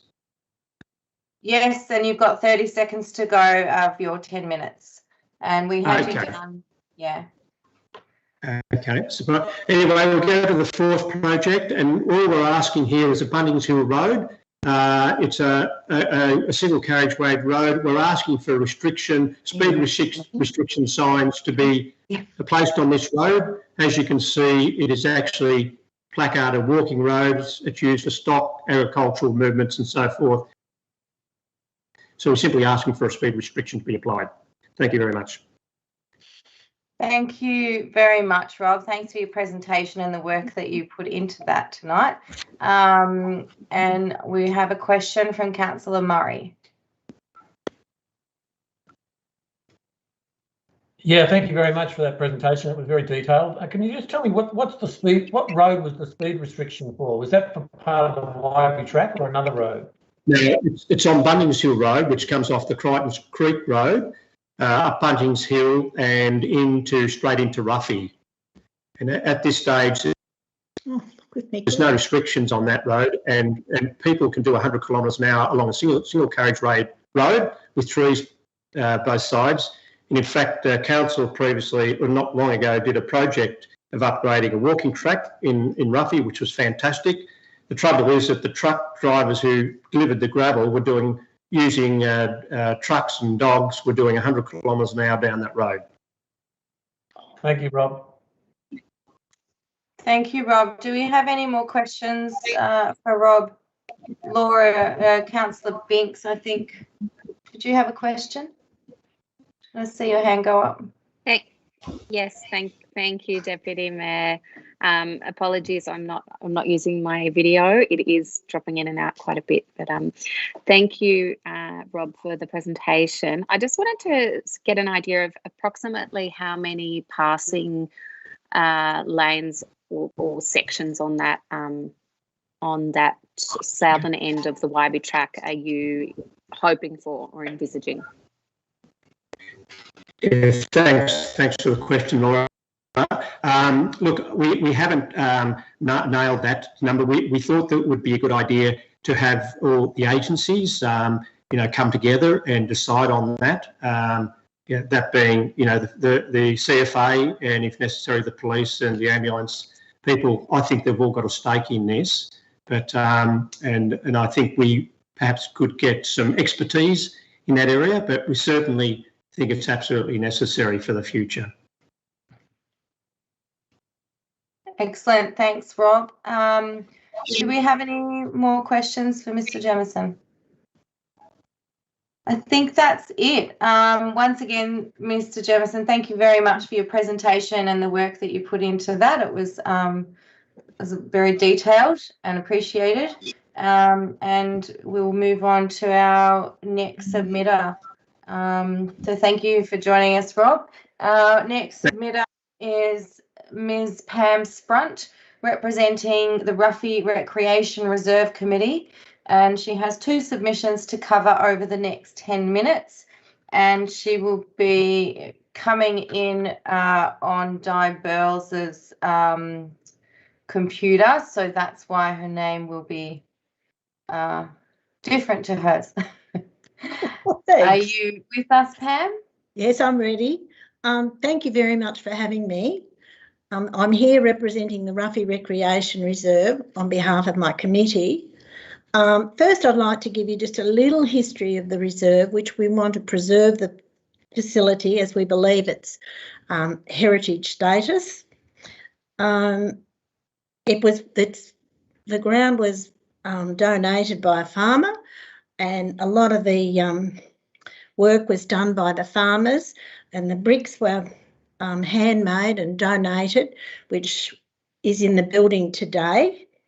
And the oak trees, the farmers went and picked up at the Alexandra community ground, which were self-sown, and that's how we've got our big oaks today.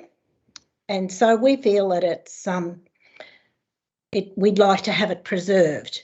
And with that, the committee would like a veranda built along the north wall of the pavilion to protect the wooden panels, the window, the kitchen door, and particularly the homemade porous bricks. We have had them rendered in the past, but the rendering tends to shale off. That, but you've got it on screen now, and that's the side of the building where we would like the veranda. I have a plan which you have, and we would like it to come off the front veranda with a hip and the same width right along that wall, because it needs to be that wide, because we need to get the full protection from the weather, particularly the kitchen door when we're coming in and out. And if we render it again, it's not successful, and painting would be an ongoing expense, and we would rather see the homemade bricks be exposed, as we feel that our parents that put it there, it should be preserved. Now, I'd like to go on to the second request. The ladies' toilet has a flooding problem. When it rains, the water flows into the ladies' toilet and there's at least 5 mils of water accumulating in front of the toilets. And the committee would like to have something done about it, to drain it either with surface drains, or it would have to have an engineer to look at it, I think. And while I'm talking about that, the cement paths that were put in recently by another committee is not really, that is helping cause the water to flow in there. And it's been doing it for years, I know, because I've cleaned it, and I'd like to see it fixed. And as far as grants go, I'm a little bit disappointed. When I applied for a grant and council approved it, it was a pine post fence around the pavilion to stop the horses and children riding up, and council have seen to take it down and put up bollards, which is not appropriate for children and horses. It's okay while I'm there, we can police it, but if we happen to hire the ground out to a pony club and no one's there, there could be a nasty accident, because children will win a ribbon and run up to mum and dad amongst the spectators and perhaps hurt someone. So, you know, I'm a little bit disappointed because I had the young men come up as volunteers, and I'm a bit afraid now that they may not come back and want to help. And my committee are getting quite old, and so, you know, I'd like to sort of, you know, consider those bollards as well. Yeah, that's about it. And you have some photo of the front of the building, and I hope you can see that why we would like to sort of keep it as a heritage building. Yeah, thank you for having me. Yeah, thank you very much for that, Pam. And yeah, we can see that. We did see those pictures, and thank you for providing that as part of your presentation. It makes it much easier for us to understand your submission. Do we have any questions from any of the councillors for Pam at the moment? No, I think we're good to move on. Pam, thank you again for your time tonight and putting that together. Thank you. We appreciate it. Thanks, darling. Thank you. All right, our next submitter is Mr. Steve Tobin, representing the Longwood Action Group. Welcome and thank you. Are you there, Steve? There you are. Thanks for taking the time to come and present to us today. You have 5 minutes to make your presentation. When you have 30 seconds to go, I will let you know. And once you've finished, councillors, if we have any questions, we'll ask then. You can go ahead now. You have the floor. Thank you, Mr. Tobin. Right, mine's pretty simple and short and sweet. We've got a drainage issue in Hurley Street. We've got some prominent people living that street. Most of all, my mate, Narrow, who's got MS. Our schools up there, the drainage and stuff we've done so far, it's not working. So what we need to do is make some good engineering decisions, get our children right, because what's happened now, what we've done in the past with the stones and the granitic sand, it all runs down the road. So the kids on the bikes hit it and they fall off the bike. So we really need to just make some really good engineering decisions and get our road right. It's just one road, even though we've got a councillor, Murray, lives on that. But this is the second year that we've been up here before this. So it really means a lot to us because we've got some good things going with the school and with our community, and it leads down to our park, and we've got some really good issues happening. So can you please really look at our street, Hurley Street? It's just a nice community street, goes to our park, and it looks after our young'uns. Simple as that. I don't know. Thanks, Tim. Sorry, I just want to clarify, what was the name of the road? I missed Early that. Street. Early. Yeah. Thank you. So apparently,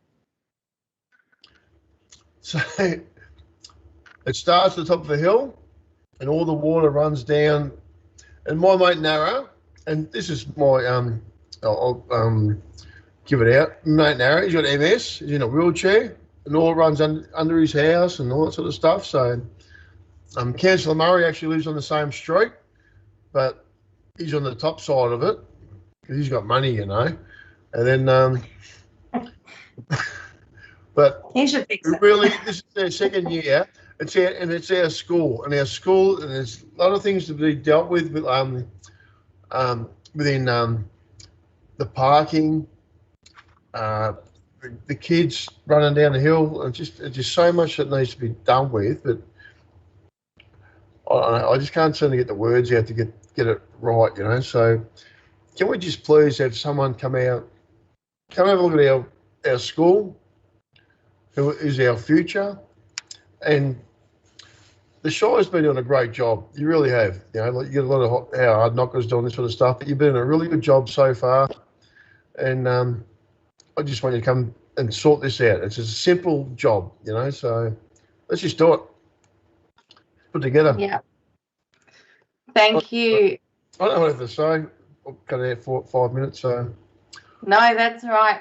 Steve, I think you've it's quite loud and clear, and it's a simple, obvious sort of issue. Simple, you know. I just can't think how anyone not wanting to look after the school ground, and I can piss on the moan about, you know, the rocks roll, but it's something that just needs to be done. Yeah. So well, we're hearing you loud and clear, Mr. Tobin, and thank you very much. Councillor Murray has a question for you. Yes, Mr. Murray. Councillor. Hey, thanks, Nate. You're putting forward a great idea there, I think. Can I? You're not talking about curve and channeling, are you? Really? You're not looking at that. You're looking at something simpler. I'm pretty well thinking about it just needs the way the land falls. It falls down across houses and across, and as you know yourself, like you're living in the street, that the all the granitic sand and stuff ends up in the corner where the kids ride their bikes and stuff like that. It just needs a simple engineering job. We don't need, consultants or whatever. We just need to just do some good drainage and good stuff and get this thing working, you know. What do you think, Paul? Paul, obviously you live in the street. Like, it might be a bit of a discrepancy thing here, there, you know, but we bought this last year. So you can't bring me into it, Steve. I'll get into trouble from Dawn here. Yeah, she's nodding her head. I'm just saying, this is put up like I was here the same place, but in person last year. So it's something to do, and you didn't say anything about it, you know. So, but we just want you to look at it and just do it. Or then please come to Longwood and have a look and see what we're talking about. You know, it's a really simple, easy fix, and we know you can do it because you guys are doing stuff now. You know, so just please do it. You know, you're doing, you know, those old bolt-on bastards fucking behind. You know, so let's just make some shit happen. And this is a real simple fix for our kiddies, for, you know, because they crash out the front of Paul's house. And the next thing you know, he's going to get Band-Aids out and stuff like that and things. And so you're saying we now need to supply Paul with first aid kit? Yeah, and we're working with the school. Like I'm part of the action group, and we really got some. And with the Shire working together as we are, you guys are working really good.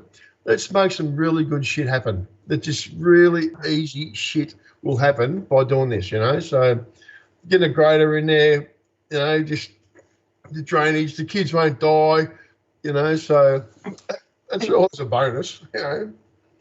So let's just do some positive stuff out of it, okay? And we're not burning bras or like bridges and things. God almighty, you know. We're pretty simply. Oh, Shirley Sowell just popped up then. Yeah, she did. let's just do something basic. What the Shire is for, our roads, you know, it's just a real basic back to what we do. Okay, so thank you for your time, guys. And Steve, thank you so much for your time, and yeah, you've lightened the mood a little bit for us too. So thank you for that. Yeah, I just got back here and sorry, I wasn't prepared. Here's my notes, but they just don't even mean shit. But anyway. No, that's okay. I think we all heard you loud and clear, and it might be taking a drive after this wet weather. And have actually, we just got some really good brickwork done there at the wrong end of the street. But anyway, it was. Is that Pill's End? Was it? It was a show at the front of Hurley Street at the old pub at the Commercial Hotel, but that was great. But all the other issues up that end, you know, so, and it looks beautiful down the other end. So thank you guys, you're doing an amazing job, and it's good to see some great fresh faces. You know, some good looking people. Steve. Apart from you, Paul, you know, you're good back in the chain down. But anyway, councillor. All right. Yeah. No. Before you got here, but anyway, all right. Thank you, guys. Pass me on to the next one. Thanks so much for presenting today. We really appreciate it, and thanks for lightening our mood a little bit. It's been a long day for us, and we're still here. So thank you. All right. Thanks, Steve. We'll move on to our next submitter now. And our next speaker will be Ms. Shirley Saywell, representing Design Euroa. Shirley's just popped in. Hi, Shirley. Welcome, and thank you for taking the time to present to us today. You have 5 minutes to make your presentation. I will let you know when you've got 30 seconds to go. And following your presentation, the councillors may have some questions of clarification for you. And you have the floor, Shirley. Go ahead. Thanks, Melanie. And hard act to follow Steve Tobin. But anyway, I'm speaking to pitch my project submission, which is called Catching the Pitch. And I want to thank Council first up for creating this new initiative. I think it's fantastic. I think the Share Strathbogie forums and the deliberative engagement program that's about to be launched is are really great ways to ensure better community outcomes. I believe we're extremely lucky in Euroa to have a strong community base. Design Euroa is a great little group. It's rich in ideas and enthusiasm. All of us want to make positive change, and all of us are ready to put our hands up to make Euroa a place that's inviting, that celebrates creativity and that helps people connect. So the thinking behind our Changing the Pitch submission is about making sure we maximise the outcomes of towards these projects. We all want value for money. You guys have to deliver it. You're pushed hard. You're giving people a say in how ratepayer funds are spent, and that's really enabling. And the more people who sit around the table, the better. But I think we need more people sharing these ideas and contributing. And we know many people are just not going to attend a forum like this, even though, they might be the first people to complain about the way council spends the money. But so how do we make sure we encourage people to contribute, and how do we get them in the room? How do we catch the voices of the people who don't normally speak positively? And how do we manage all the great ideas? And, there's been heaps of them coming up tonight to ensure that we most efficiently use the resources that the Shire has. So this is where placemaking brings benefits, because it captures all the possibilities up front, and then it can be evaluated to deliver multiple outcomes. So instead of every project being viewed in isolation, there's a more considered approach to implementing the ideas. And the best way to do placemaking, we reckon, is to get some help from an organisation called Village Well. And look, I can just tell you to Google it. It's one of the world's leading placemaking organisations. And placemaking, for those who are not sure, it's the process of creating quality places that people want to live in, work in, play in and learn in. So for nearly 30 years, Village Well have worked with more than 2,000 places and communities, from helping to make Melbourne one of the most livable cities in the world to revitalising little towns and communities. And like I say, I encourage you to check it out on their website. They work around Australia. They work with local and state governments, main streets, small and regional centres, private developers and urban, authorities to facilitate the creation of great places that people love. And they've done that over the past 2.5 years. And what they're good at is developing and refining the process of analysis, engagement, innovation, research, project management. And they just tap into the community potential to discover what informs its future development. They've got a great reputation, and if we can use their skills to ensure council dollars are well spent and the goodwill of the community is harnessed, I think that would be how we might reinvigorate our spaces, as well as make our town a great travel destination. And as you'll be aware, our Binney Street pop-ups have shown how quickly people connect with something that is accessible, that's interactive and free. And this is what placemaking is. So it's about recognising how people interact and enjoy these spaces. Most people are proud of where they live, and if they're asked, they would name something, probably quite simple about what they like about a particular space. And some of the people in our town own empty buildings, or they work out of town, or they've travelled and they've seen fabulous ideas, but they've never dreamed that it could happen here. And some sit in the same space every day and are great observers of what goes on.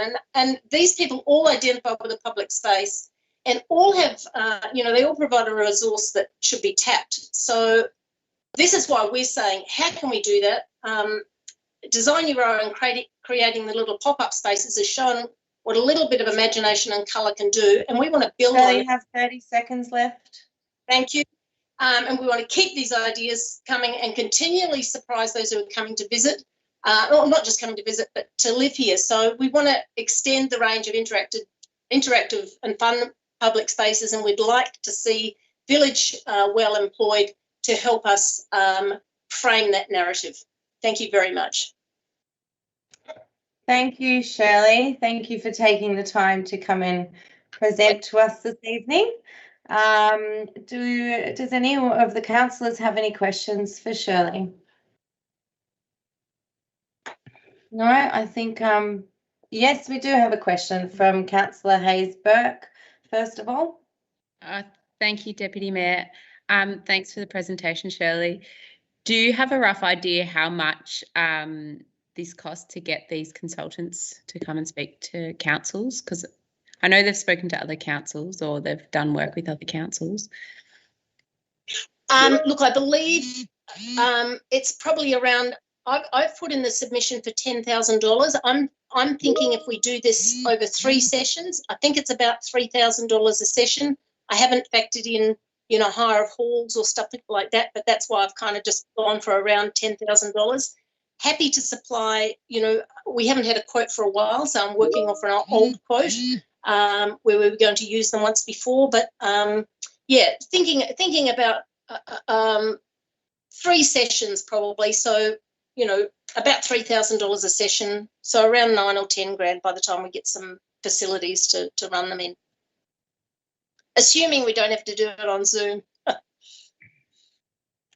No worries. Thank you for your answer, Shirley. Councillor Paul Murray has a question for you as well.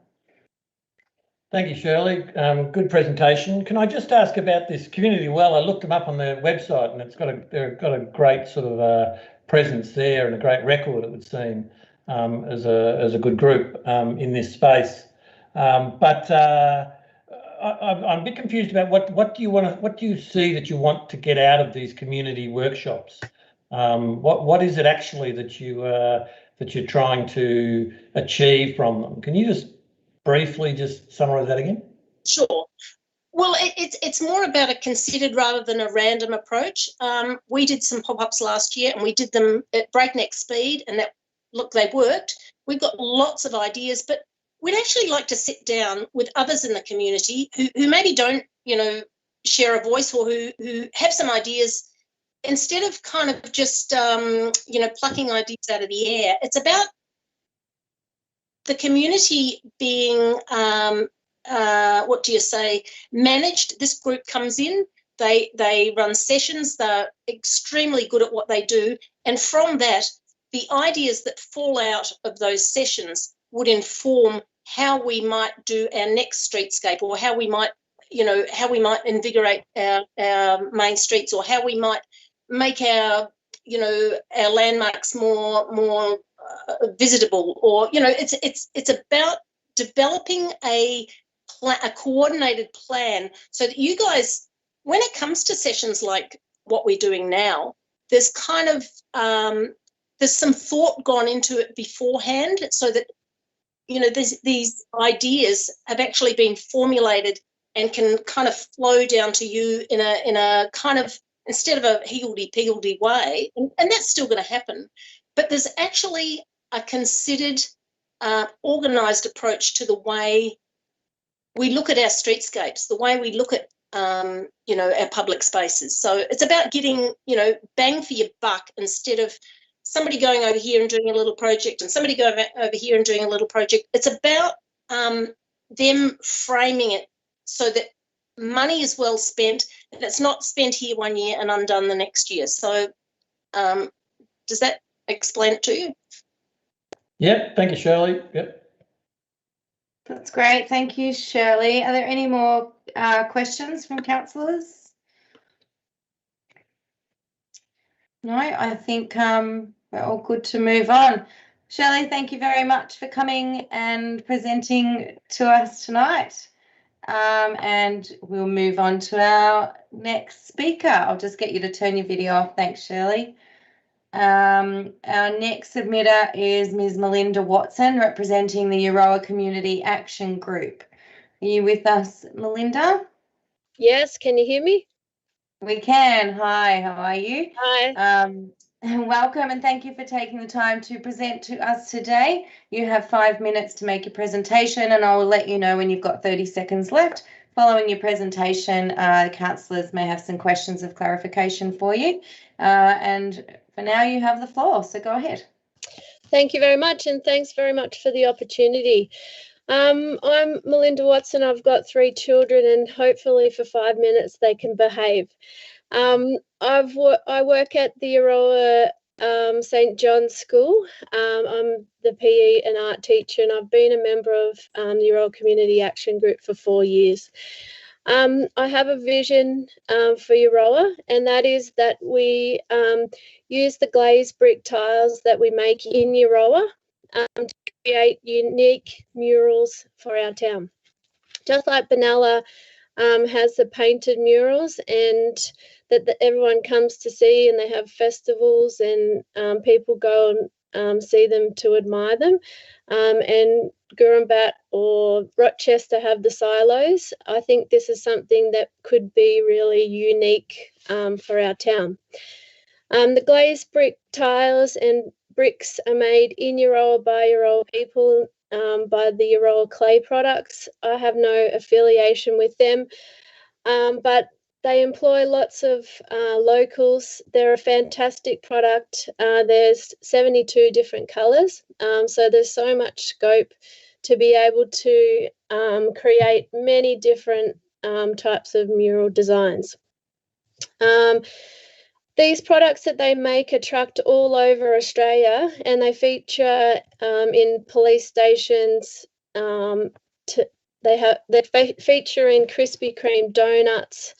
There's so many places that they feature, and on their website in the gallery section, I urge you to go and have a look because there's just lots and lots of examples of where they're used outside of Euroa. The site that I'm proposing this time is Mr. Gamble's nursery site on the large wall, which is the Elders Wall. I've spoken to the owner, and he says that this mural fits in with what he'd like to do with the block. Mr. Gamble, you probably know, worked really hard in his nursery, and I think it was from when he was about 16 to when he was 88, which is an incredible effort. I remember going there as a little girl with my mum, and Mr. Gamble, although he was often a little bit grumpy, he had an undeniable passion for plants and for helping people, and I'm sure he would have ordered whatever Mum wanted to get in. I know a lot of people were disappointed when the actual nursery building, needed to be knocked over. So I think there'd be good community buy-in for this site. Mr. Gamble's a bit of an icon, and I'm sure that there's lots of people that'd have lots of stories about visiting that site. Spoken to Mr. Gamble's family, who'd be happy for this to go ahead, should it go ahead. I feel like in Euroa we have great cafes and restaurants. We have great war memorials, historical buildings. We have a great sporting history and great participation in sport. We have great nature, parks and natural spaces, but in terms of arts, I just don't think we have that enough in our town. So last time I teamed up with the talented Tyler and the clay products owners. We overcame many challenges to get the swimming pool mural complete. We learnt a lot because when I first started, I knew nothing about it. But we've sort of overcome lots of things, and we're ready to go to design, consult, and construct another mural. I'd like to see them all over the town and a feature of our town.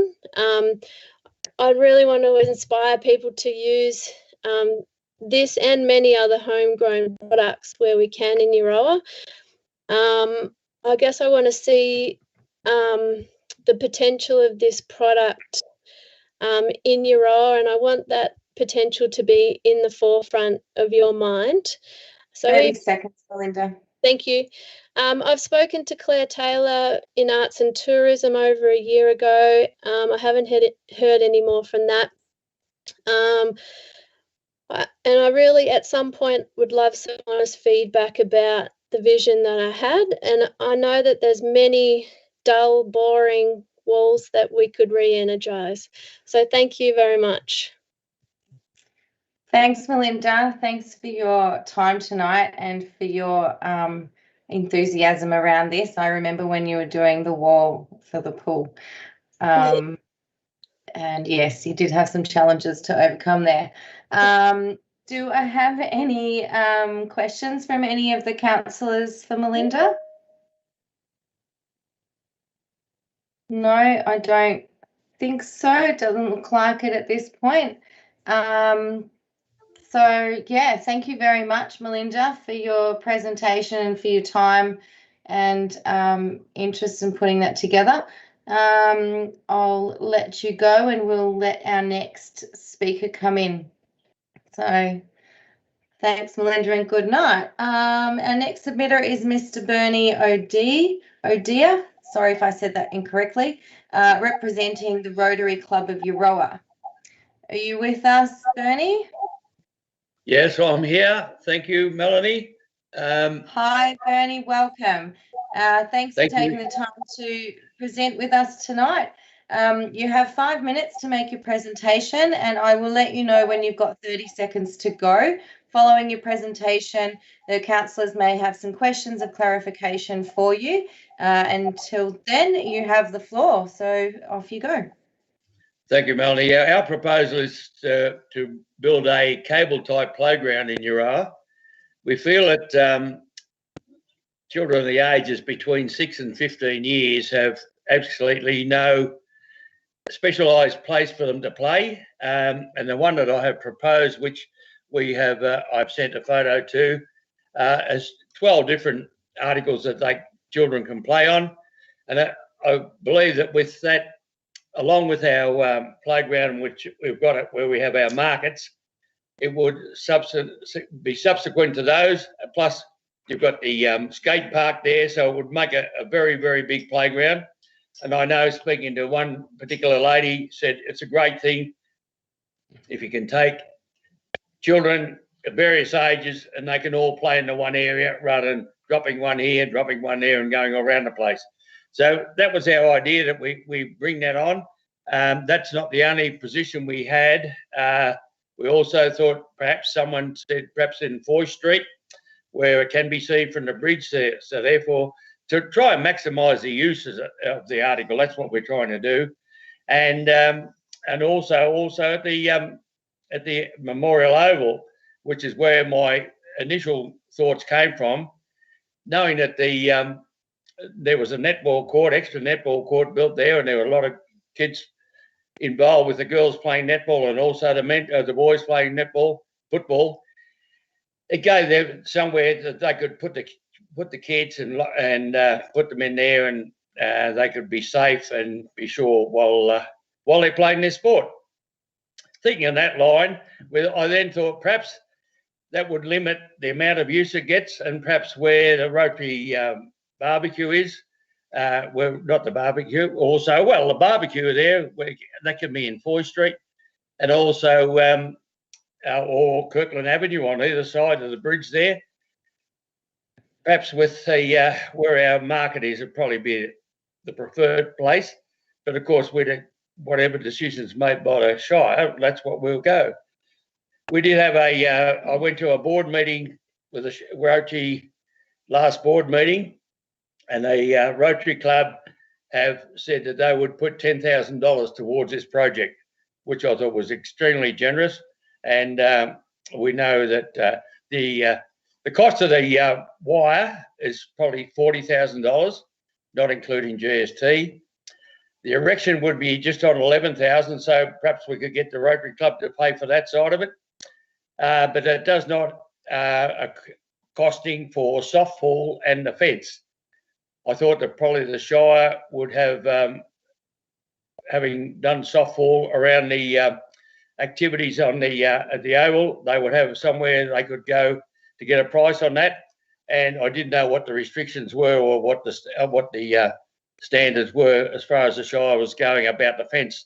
So I didn't get a costing on that, but I dare say if we go down that track, we could certainly do something along those lines, and I could possibly get some prices. So there's three different areas that we would think would be acceptable to have have this project. It's up to the Shire, of course, and the councils where they would like to go, but I think it's something that's sadly lacking in Urawa, and we've got to look after these younger kids, that middle age, early teens, and if they can have some activity rather than being sitting at home playing on a computer, I think it's a great thing for the Shire. Thank you. Thank you very much, Bernie. Appreciate you spending the time to get those costings and things together as well, and that effort that you've gone to. Do we have any? Yes, Councillor Horrigan has a question for you, Bernie. Go ahead. Hi, Bernie. Thank you so much for your presentation. I think I just missed a little bit. I just wanted to get clarification. Did you say Rotary was prepared to put 10,000 towards this project? I did, Christy. Yes. Yeah. The board had a meeting and they said that they would put 10,000.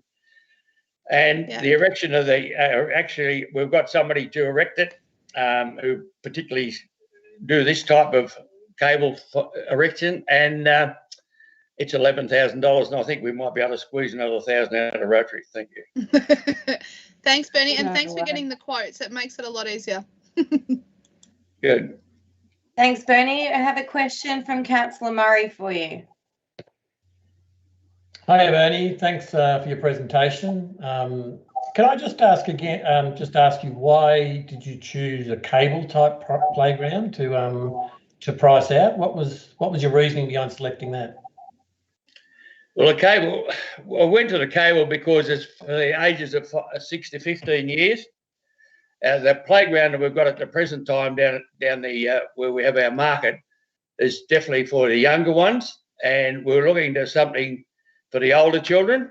early teens, and the cable is a one-off because of its durability, and particularly if you get the soft standing, it's something that it's a one-off cost, and that's what I was looking at, the one-off cost, and it accommodates those older 6 to 15-year-old children. Thank you. Okay. Thanks, Bernie. Thanks for your presentation and your answers, and especially for getting those quotes. It does make it easier for us. Do we have any more questions from anyone? I think that's it. So thank you very much again, Bernie, for your time. I'll ask you to turn your video screen off now. You can continue listening to the other submitters. And our next submitter is Mr. Jeff Moran, representing the Avenel Active Incorporated. You're there with us, Jeff. Hello, welcome, and thank you for taking the time to present to us today. You have Hi, Melanie. Hi. You have 5 minutes to make your presentation, and at 30 seconds, I will let you know. And following your presentation, the councillors will, if they have any questions, we will ask you then. So go ahead, you have the floor. Thank you. Councillors and administrative hierarchy of the Strathbogie Shire Council, I hope you're all coping well with this marathon effort. It's certainly, you know, I appreciate and applaud you for going through this, but certainly an important way to gain information from the community about what's required. This presentation is about provision of a digital projector and a screen for the Avenel Community Hall. It would complete the community hall and make it available and cater for many aspects that make up the diverse and dynamic community which is Avenel. We've already heard about the solar battery hub for the Memorial Hall as a heat refuge from Jim Billings earlier. But we want the hall to be more than that and have a greater focus on the arts and social interaction as well. Shirley also alluded to the fact that we're trying to do this to make Avenel a great place to live and also interact. So it's also been alluded to that Avenel has one of the highest growth rates in the Shire, as evidenced by the significant residential development occurring around Avenel, particularly on the Avenel-Nagambie Road. And a growing community, the importance of having a functioning meeting place for all occasions cannot be overemphasised. And so from this particular point of view, we'd like to see this digital projector and screen in addition to the Memorial Hall to make it almost a complete facility for whatever activity people would like to put in there. The Strathbogie Shire has been very generous in previous years, upgrading the Memorial Hall with meeting rooms, kitchen space, acoustic improvements and so on. And the facility currently provides many meeting spaces for the community, elderly, interest groups, medical services, exercise classes, etc. We had recently a very successful musical production, which was the Flinders Quartet, which was an example of a type of use we'd like to see down the track for the hall, having more artists come and perform. We have a grand piano at Avenel now. So we'd like to make this particular hall not only just a meeting place, but also a focus for the arts and theatre productions in future. With the addition of a digital projector and screen in the main hall, the facility would be ideal as a conference venue as well, when you combine it with the kitchen supper room, smaller meeting rooms and the main hall, which would offer an opportunity to generate revenue for the Shire as well. And that's something that we see as, making this particular investment much more worthwhile. It would also allow for during holidays to have filmed afternoons or nights for kids or people, and it will make it a much more desirable facility and a meeting place for all ages in Avenel. The Avenel Active Inc. is prepared to support this initiative with a $3,000 to the provision of this upgrade, with a total cost of $16,500. That's the total cost, and we'd be prepared to put $3,000 into that. Now, I have given a quotation to Steve Cooper, a detailed quotation of Steve Cooper, and to Lloyd Williams. We're hoping that with the removal of our other project, which was on this budget, that's the $250,000 for the footbridge that was to go across Hughes Creek due to restrictions imposed by the Catchment Management Authority. We're seeking approximately, including the solar battery heat refuge, $50,000, which make the Avenel Memorial Hall a complete facility for as a heat refuge, and make the main hall an attractive venue for conferences, community meetings, with the digital projections, digital projector, etc. So basically, that's my presentation. It's in addition to the earlier one that Jim presented about the solar battery heat refuge, and I think it's something that would make the Avenel Memorial Hall the complete facility for a variety of commercial as well as community events. I'm happy to take any questions.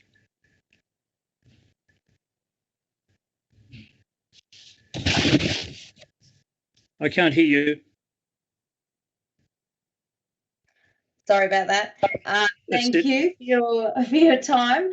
I'm just going to ask the first question. Can you just clarify the costings that you said? Yes, it's 17,000. It's approximately $17,000 for the digital projector and automated screen rolling up and down. And also the associated wiring and ports, etc., required. And I have submitted a detailed quote from a company specialising in this sort of installation to Steve Cooper and to Lloyd Williams. Yeah, and you said that you had some funds to put towards that. Did I hear that right? Yes, the Avenel Active Inc. have agreed to put $3,000 towards this particular project. 3,000. That's the one I missed. Thank you. Thank you very much for that. Does anyone else have any questions for Mr. Moran? No, I think we're all clear on that. So thank you very much for your time and your presentation. And we really appreciate the effort that you put into that. And we're all good, I think. Yep. So we might move on to our next submitter. And Jeff, I'll just ask you to turn your video off, and thanks again. Our next submitter is Mr. James Ivell, representing the My Future Academy. Are you with us, James? G'day, yes I am. How are you? Hi, I'm great. How are you? Good, thank you. Welcome and thank you for coming along tonight to give us this presentation. You have 5 minutes. Do you want to put your video on? Sorry, yeah. That's all right. You've got 5 minutes, and when you get to 30 seconds, I'll let you know. And following your presentation, if we have any questions for clarification, we will ask you then. So you have the floor. Go ahead. Awesome. Well, yeah, thanks for the opportunity. So my name's Jimmy, obviously, and I'm the face behind My Future Academy, and it's a local initiative here in Urawa. And I'm here because I want to create some seriously good opportunities for young people in the Shire of Strathbogie. Basically, a quick recap of My Future Academy. We started 4 years ago, and we've supported a bunch of different local initiatives in the Shire, talking about mental health, trying to lose that stigma that surrounds it, and trying to do that in a really positive way, so using physical activity as a tool to sort of combat that. We've raised over $20,000, $25,000 for two separate organisations in town, with 2 charity golf days and a couple other things around that. But now we're looking at a slightly new direction for My Future Academy, which we want to be a new youth platform for young people in the Shire. So basically, that'll be this project that we're pitching, and that'll be an adventure project. So this will be for young people to get out and get active, steer young people away from their screens and to get out into nature and learn some new adventure skills, meet new people, be a part of an exciting new youth-specific program, all while doing some really good things for their mental health and their physical health. So we run programs in cycling, mountain biking, kayaking, canoeing, hiking, even stand-up paddleboarding. So basically, there's some bigger projects as well that we want to, which I'll touch on in a minute, actually. So the funding will go towards delivering the program, and we would hope it would do one every sort of 4 to 6 weeks, so up to 12 in a year, depending on obviously the funding and whatnot. So the program will be aimed at young people in our community from later primary school years all the way through to younger teens. And while the equipment is not being used, we aim to hire it out to community, so use of everyone in our community. So basically, it'll encourage a more active lifestyle for residents in the Shire of Strathbogie. We'd like to do a lot of local adventures, including all towns in the Shire. So these would be experiences on weekends, long weekends, and some school holidays. And that'll include like walking tracks, bike tracks, waterways, all throughout the Shire of Strathbogie. And yeah, to give young people ownership of the local community and a sense of belonging and pride that we have so many beautiful natural assets in our towns.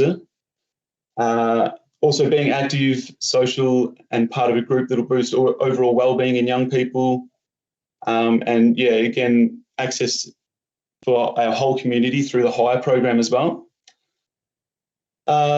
Some of the bigger projects we would love to do to get people, out of the Strathbogie Shire as well. So maybe going up to the snowfields in Mount Buller, do some snowboarding or skiing, some surf lessons in the Surf Coast, hiking the Grampians, kayaking in the Murray River, all sorts of different things like that. But yeah, on a finishing note, pretty much like I grew up in Urawa, and I know how at times it can be pretty boring for young people. So echoing some of Bernie's thoughts before, I just want to improve the lives of young people in our community, and I think this would be a good way of doing it. So yeah, thank you for the opportunity. Thanks, Jimmy. Thanks very much for taking the time to come and present to us tonight. We really appreciate it. I do have a few people that want to ask you some questions. First one from Councillor Dickinson. Yeah, thanks, James. I'm wondering how long you've been doing this, what size your groups are, and I imagine there are some legal aspects to it, working with children, that type of thing. So can you give us a little bit of background to yourself and how many other people will be working with you and how large the groups will be? Yeah, so we have our first one coming up this weekend, actually, Saturday morning. We've got 10 young people. We've got 3 volunteers, myself, coming along. So that's where we'll have to figure out maybe employing someone for the bigger trips or getting volunteers locally. But myself, I'm a youth worker by trade. I've been working in the field for about 5-6 years now. I've had a couple of jobs since leaving uni, and I'm currently working with Blue Earth in primary schools. Got St John's here in Urawa is one of the schools, but I sort of travel around different schools each day for a fortnight, all over Victoria pretty much. And what about your co-workers? No, just me at the moment. Just me with My Future Academy at the moment, yeah. Oh, I thought you said there were 3 of you. So, yeah, they're volunteers. So we've got some volunteers helping me out at the moment, yeah. They're going to help out with this program coming up on the weekend. And that's our first one. And then, we plan to do many, many more. It's just a starting point, so... Okay, so they all tick the boxes as far as working with children? Yeah, got all that sorted, so... Okay, thank you. No worries. Thanks, Jimmy. Next question is from Councillor Murray.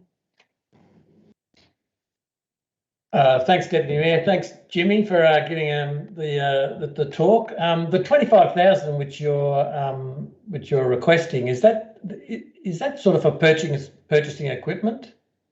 It will be, and then also if we ever go some of the bigger trips to get actual proper guides to like if we were kayaking down the Murray River or something like that, to employ someone from there to actually assist me in running the programs.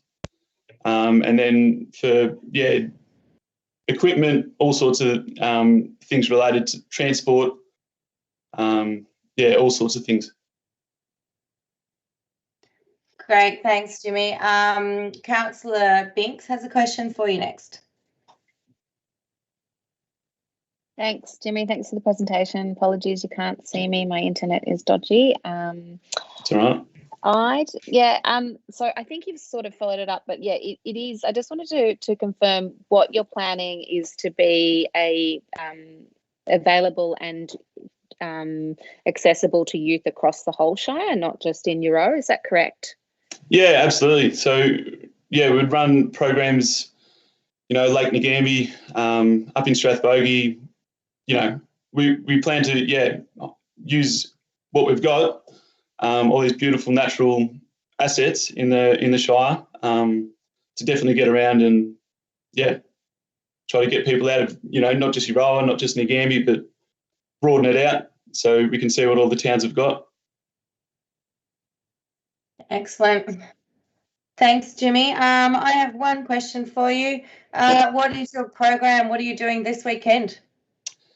We are starting in Euroa at the Sevens Park, and there's 8 young people coming actually. And we're going to meet down there, do some bike safety sort of stuff, transport everyone up to the start of Mount Wombat Road. We will get the bikes off the trailer and start the bike ride to very near the top, very close to the top. And then we'll hike up the last little really steep bit and have some lunch up there and do some little activities up there and then have some lunch, come back down. Right down. Yeah. Sounds like fun. Yeah, we'll be. Hope so. So, thank you.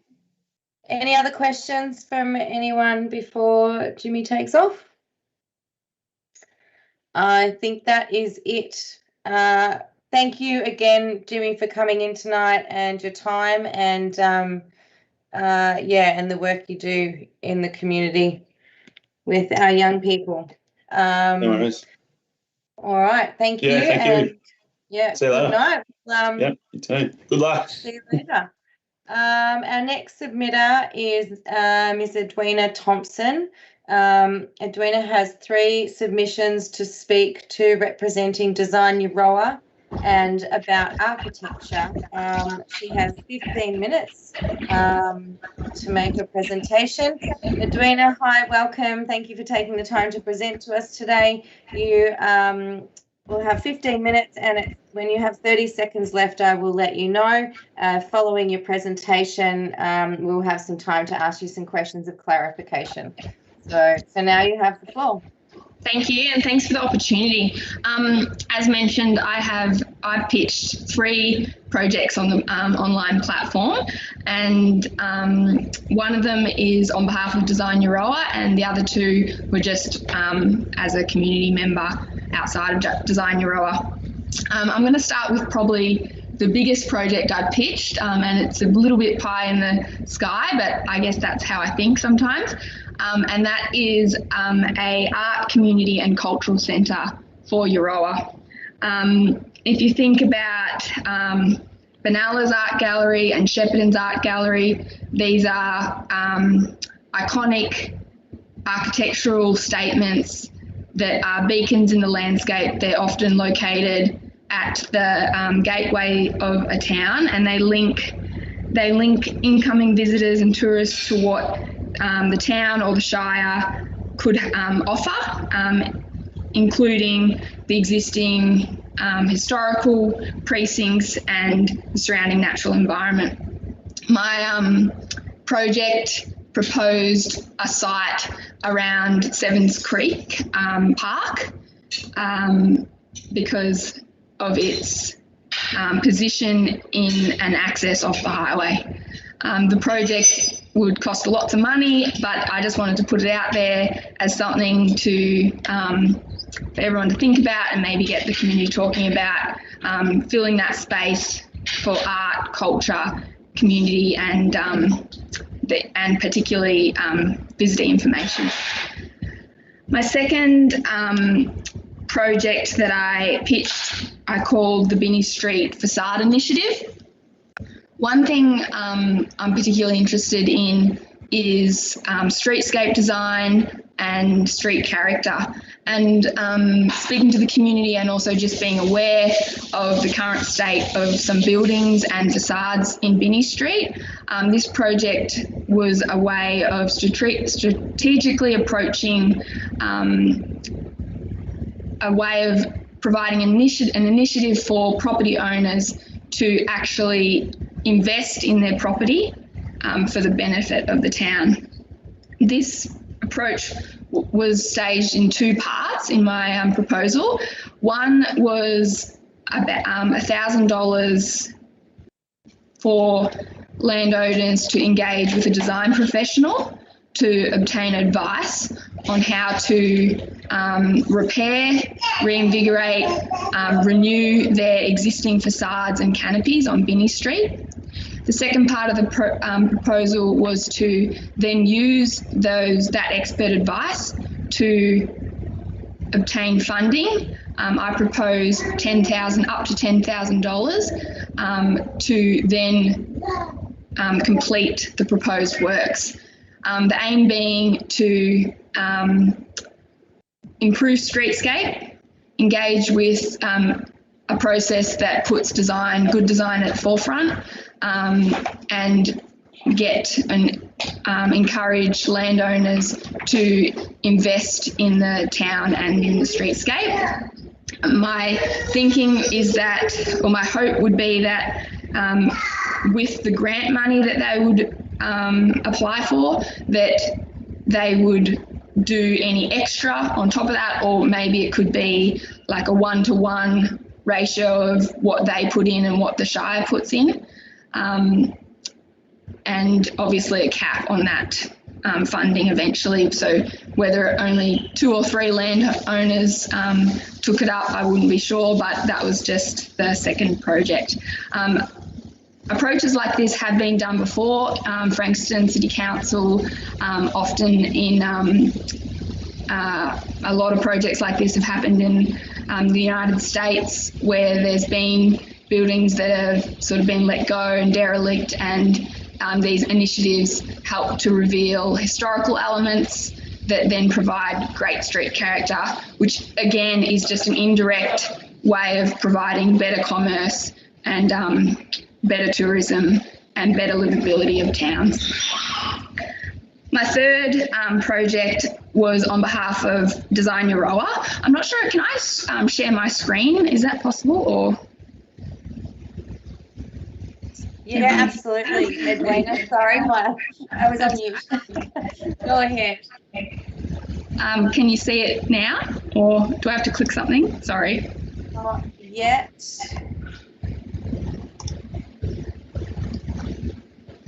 There we go. It's come up.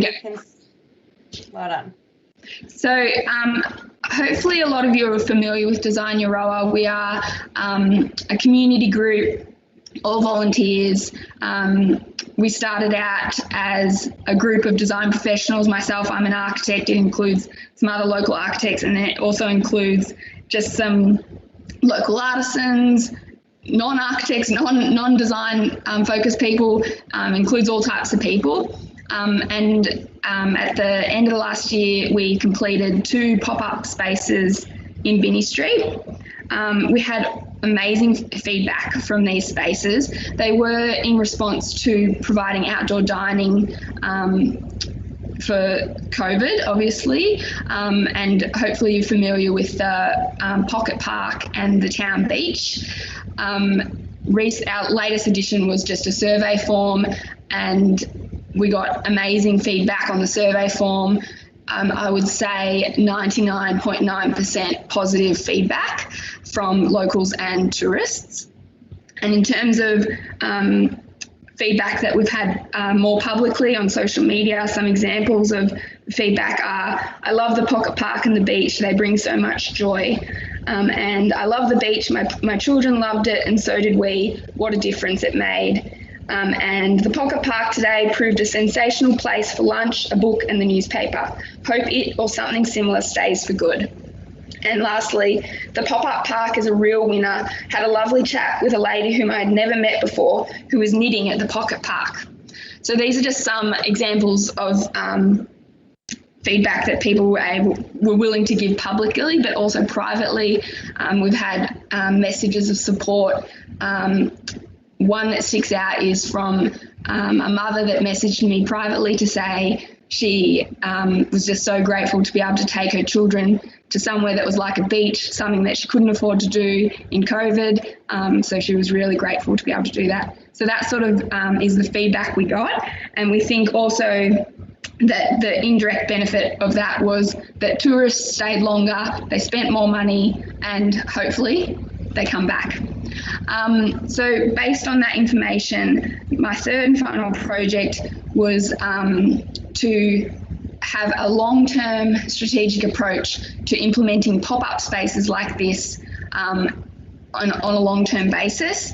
I put forward a 5-year plan for pop-up spaces, a budget of $30,000 per year for Design Euroa, to work with other community groups and the community to come up with these temporary spaces.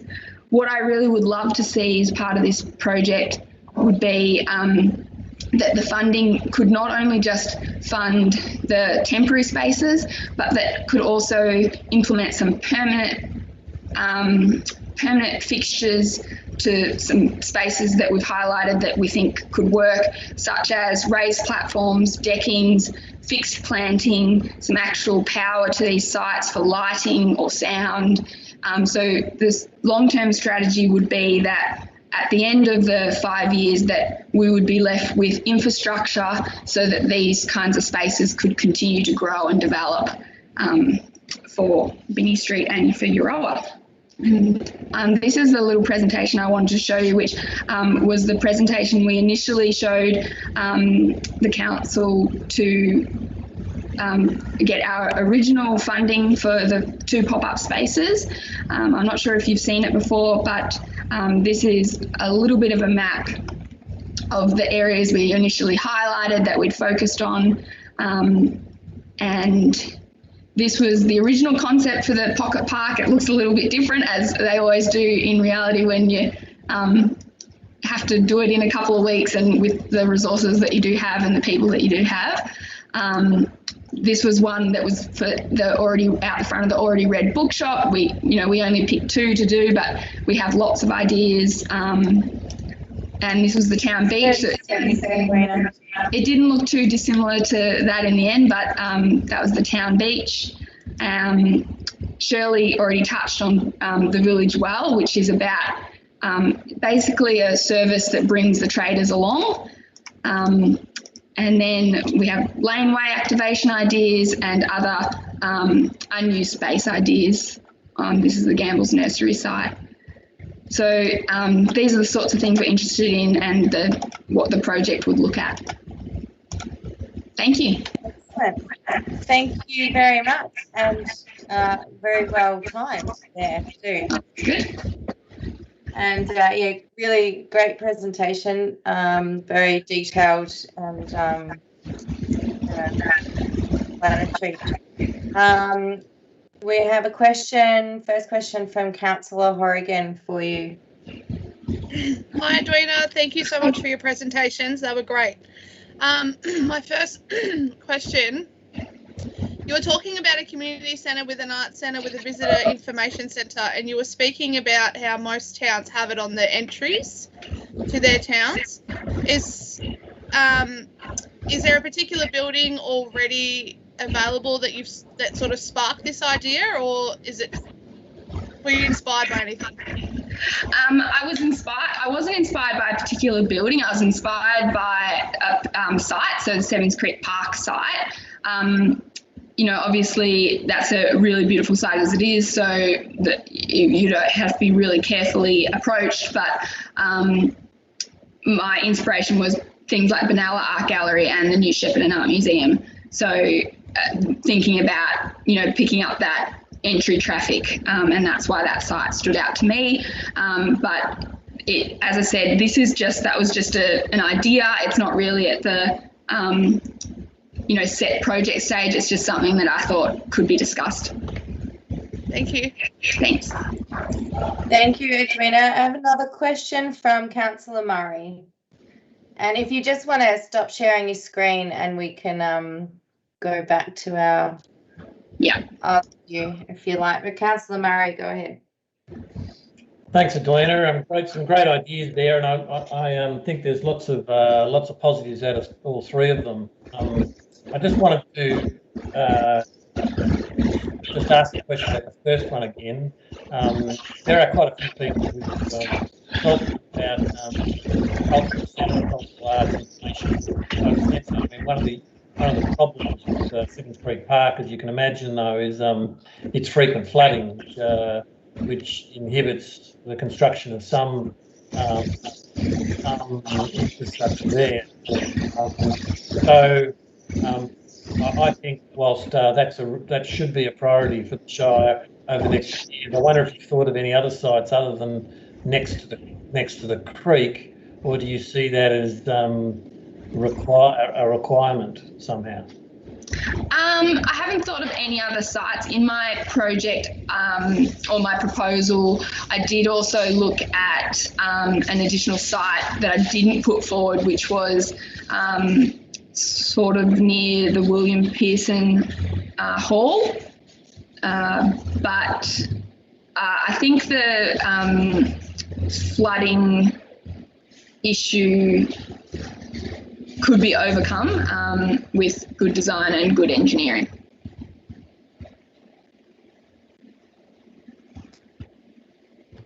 Okay, thank you for answering that. And there's another question, Edwina, from Councillor Binks.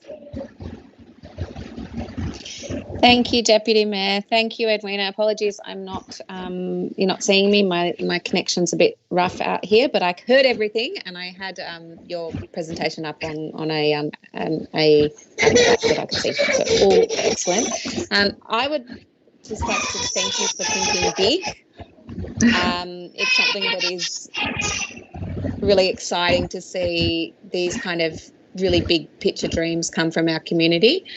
And I just wanted to say that initially with the final project. So they're looking at the Euroa Connect. I think it was it Euroa Connect? No, your Design Euroa. Sorry, so many groups. Design Euroa one. The 5-year plan that you're proposing, the $30,000 per 5 years, would that include, I guess, working in a master plan for that sort of area? Is that... I think it could, and that would be ideal. I think we already have identified some spots that we think could work. Whether a master plan would also identify the same spots, but I think working within a master plan is always the best way forward.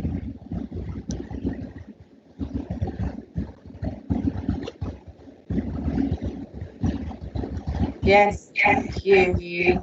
Thank you, Edwina. Did that answer your question, Councillor?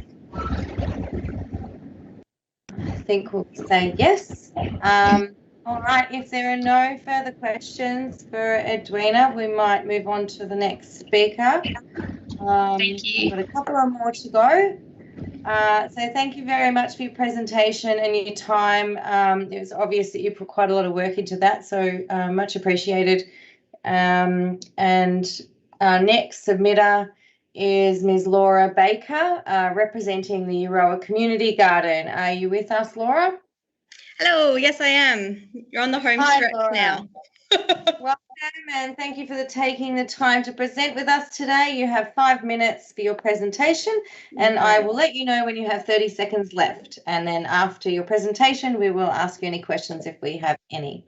And you have the floor, so off you go. Thank you. Fantastic. Thank you. Can you see my screen okay? We can, yep. With the presentation? Yes. Fantastic. Thank you. There. Go ahead. Legend, thanks. Thanks for having me today. My name's Laura Baker. I'm the new president of the Euroa Community Action Group. And the Community Action Group in Euroa, we sort of work with all organisations who want to drive impact, and we create impactful projects that strengthen our community together. So one of the ones that I want to talk about today is our Euroa Community Garden idea. So Euroa and more broadly Strathbogie Shire, we have a need for a community garden. There's a range of benefits and a range of needs that come from a community garden. The first is there's a big social need. So community gardens are proven to improve mental health and well-being through connection to food, environment and people. It can also create space, an inclusive space to stimulate and inspire intergenerational relationships that reduce loneliness and support knowledge sharing across a range of generations and a range of cross sections of the community. There's also an environmental need. It's great that Council recently declared a climate emergency. This is a really tangible way for us to provide a space for the community to learn about sustainable living, to increase biodiversity on our footsteps, and to bring some of that thinking back into our own backyards as well. On the recent council engagement report, it also showed the top service priority areas in Euroa include the environment, climate change, and parks and gardens. So it shows that there's a really strong need for a community garden here, and it ticks all the boxes. There's also an economic need in our community. There's food security challenges across the board, across Australia, and access to fresh produce is often is really difficult, especially for low-income households. So during the pandemic, we actually saw an increase of 48 Euroa residents who sought job seeker, which is a total of about 281 residents overall who are in need. So this gives us an opportunity for the community garden to provide fresh produce to those who need it most and anyone who really needs it and wants it. So the opportunity that we see is to build a community garden in Euroa that fosters a vibrant, diverse community who connect, share and grow through local food production and cultivation.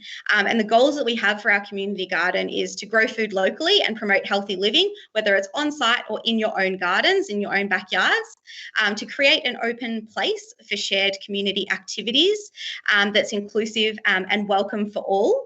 And to educate and connect our community members in a variety of sustainable activities. So the approach that we're taking for the community garden is a partnership-led approach, and this is going to be really critical for the community action group moving forward. We want to be connecting across Euroa to find the people, the partners and the places that will really create a really livable and dynamic space in Euroa. So we're currently talking to local organisations who we think will be able to support, fund and drive this initiative. We've spoken to Rotary who have shared their interest, as well as the Euroa Hospital, and we're about to approach local schools as well to see how they might be interested in being involved. The second approach is to start to build a community in lieu of actually having a community garden. So we're about to kick off some backyard garden explorations. So it's building a community of people who are passionate about growing food and connecting them with others so that they can share their knowledge. I have a veggie patch in my backyard, and I would not say that I'm a green thumb, so I could really learn from people who have done this previously and have learnt from their own mistakes maybe. The third step is for us to finalise location and funding. So we want to work with council and partners to finalise the space and the funds. We've shortlisted a couple of places that we think would be really great, but we are having to go through that process, and that's why we're here tonight. And then the last part is to deliver infrastructure and programs. So it's not just about creating the community garden space, it's also making sure that we have programs to wrap around that to ensure that we are building those intergenerational relationships, that we're building an inclusive environment for anyone who wants to through a community garden. The benefits that we see are like not just threefold, but like a millionfold. It's an opportunity to increase community connection and reduce loneliness. So by creating programs, Laura. Thank you. And through practices of growing food that leads to stronger mental health and wellbeing outcomes. It also will address the climate emergency, and it's a cost-effective green space. It's a very low cost, what we're asking for to create a space that will have ripple effects and benefits across the whole community. So the ask is for funding, but also to agree on a location with council. We've earmarked a couple of places, one in Brock Street behind the Euroa Community Swimming Pool that used to be a skate park, but we are wanting to open up that discussion with council to find a fit for purpose location based on our criteria in the proposal. So thank you. Thank you, Laura, and thank you for a great presentation. We'll go to some questions. Does anyone? Yeah, we have a question from Councillor Horrigan first. Oh, hi, Laura. Thank you so much for your presentation. I do have a question regarding community gardens. Have you thought about who will do the ongoing maintenance? Now, I understand that it's a community garden, so they should be looking after it, but should that not occur? Yeah, good question. So we're going to, our plan is to create a really good community of people who will take the lion's share of the volunteering maintenance. But we do want to have, conversations earlier rather than later with council about, expectations around, what those ongoing maintenance costs are. In the proposal, we did have like a line about what we sort of expect those maintenance costs being. But yeah, that's something that we can discuss as well. But the aim is for it to be 90% volunteer managed and led, as long as we have the right infrastructure around us, like water and mowers and all that sort of stuff. Thanks, Christy. Thank you, Laura. Councillor Haysbert. Thanks, Laura, for the fabulous presentation. How do you think you could build up a register of support, I guess, from other community groups? Firstly, and how do you propose to link this project in potentially with other towns, and maybe link it in with the farmers markets potentially for the towns? Yeah, it's a great question, and something that is really important, because we don't want this to just be one location. We want it to be able to be a replicable model that can be put into Violettown, Avenel, Ruffy, whoever would like it. So what we're doing at the moment is we're documenting the process, we're documenting the costs, we're trying to get it all together so that other towns will be able to use a similar community garden model. And then the other point, we're going to be having a kickoff meeting we've had a lot of indicative conversations, but we really, as part of the action group, we want to get everyone together in a room, get that register of support and help people to understand how they can feed into the vision, and also the roles and responsibilities that they can play to drive this forward as well. Thank you, Laura. We have another question from Councillor Murray. Thanks, Laura. Great presentation. You said you had two on the shortlist, 2 locations. Where was the other one, the second one? Yeah, so the other one is on private land. But it's the St. John's, the sort of corner of the St. John's on Kirkland Avenue, the church. We really would love that place because it would really link in nicely with the farmers market. So the other thing that we would love to discuss with council as well is, are there any other council owned land pockets along Kirkland Avenue that we could potentially do this in as well, so that it would feed into the farmers market? But that, yeah, that's a dream, that one. Fantastic. Thanks, Laura. I think that's all for the questions. Nobody else has any questions. All right. Thank you very much for your presentation and the work you put into that. It's much appreciated. And yeah, we'll consider that along with all the others. Our next and I think final submitter for this evening is Fiona Steele, representing the Tablelands Community Centre Incorporated. Are you with us, Fiona? Yes. There you are. Yes. Lovely.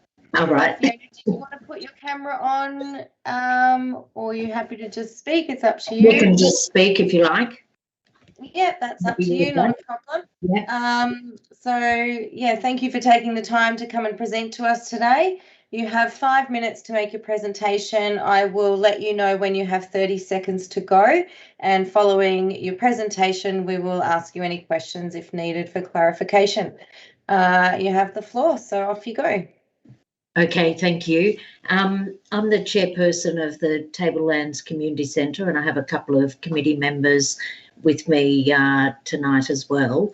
And we've recently had our kitchen renovated. This has been an ongoing process since the end of 2018, and we're basically almost finished. We've done a fundraiser and been able to get the second last piece of equipment for the kitchen, which was the range hood, and now we've just got the dishwasher left to get, and we've just been refused funding that we've tried, and now that we've got another local community fundraising project going on, it's just kind of pushed our fundraising aside for them, and we're just feeling like this project's kind of dragging on, and it would be really great for the community to finish the project off, and for us to be a viable community centre. We'd really like to engage in people hiring the community centre. We're organising for Yarn Australia to come in November, and they'll have caterers in, and basically it's going to be a more viable centre to communicate to people if we've got facilities they're used to using. And so that's basically it, really. We're just after a dishwasher. Excellent. All right. Well, thank you very much, Fiona, for taking the time to come and present to us tonight. Thank you all for any questions, clarifying anything there. I think it was all pretty straightforward, really. But do any of the yes, Councillor Binks has a question for you, Fiona. Thank you, Deputy Mayor. Thank you, Fiona, for your submission and presentation. So just clarifying, this is basically the last piece of equipment in the kitchen so that you can hire out the kitchen as a fully registered kitchen for events, etc. We'll be very comfortable with the kitchen having the dishwasher, because we've got the space for it and it's all ready to go, and it is the very last piece of equipment. What we managed to raise in the last fundraising effort was installing the range hood, and we've provided the sink and the new fridge and the oven and all of that. So it's okay. The last piece of equipment we need. Yeah. Yeah. Thanks for that. Okay. Councillor Hayes-Burke has a question for you as well. Thanks, Fiona. Can you please confirm, is it a commercial dishwasher you're after? So would you need the benches and everything that go with that as well? It's a under the bench commercial dishwasher, and the reason we've gone for that is because it reaches the temps it's going to kill everything, so we can sort of be COVID safe and just be very reassured that it's doing a good clean wash. And also it has you can either set it for a 30-second, a 60-second or a 90-second cycle, so it kind of fits in better with having community use it, because they're not going to have to hang around in the facility for an hour or so waiting for the washer to finish, or for us as a committee to go down there and empty a dishwasher. Thank you. Yeah. Thank you, Fiona. Councillor Murray, sorry, did you have a question? No. Sorry, just waving at me. Okay, well, I think that concludes all of our submissions for this evening. There was no one else that we've missed. So I'd just like to thank everyone for their time and effort coming out to put their submissions in for this, and taking such an interest in your community. And there were some excellent projects and initiatives that were put to us today, so we have a lot to think about. And yeah, so just thank you again to everyone. And we'll go on to the more formal part, and I just need a councillor Do I have someone to move the motion, the recommendation from the officers on page 1 of the agenda? Yes, Councillor Murray, thank you very much. Can you just state the recommendation, the motion, sorry. Just take yourself off mute there, Paul.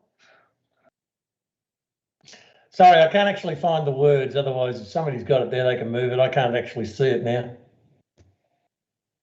So just moving the recommendation from officers on page 1 of the agenda. I so move the recommendation of the officers on page 1 of the agenda. Lovely, thank you. Do I have a seconder? Councillor Binks. Thank you very much, councillors.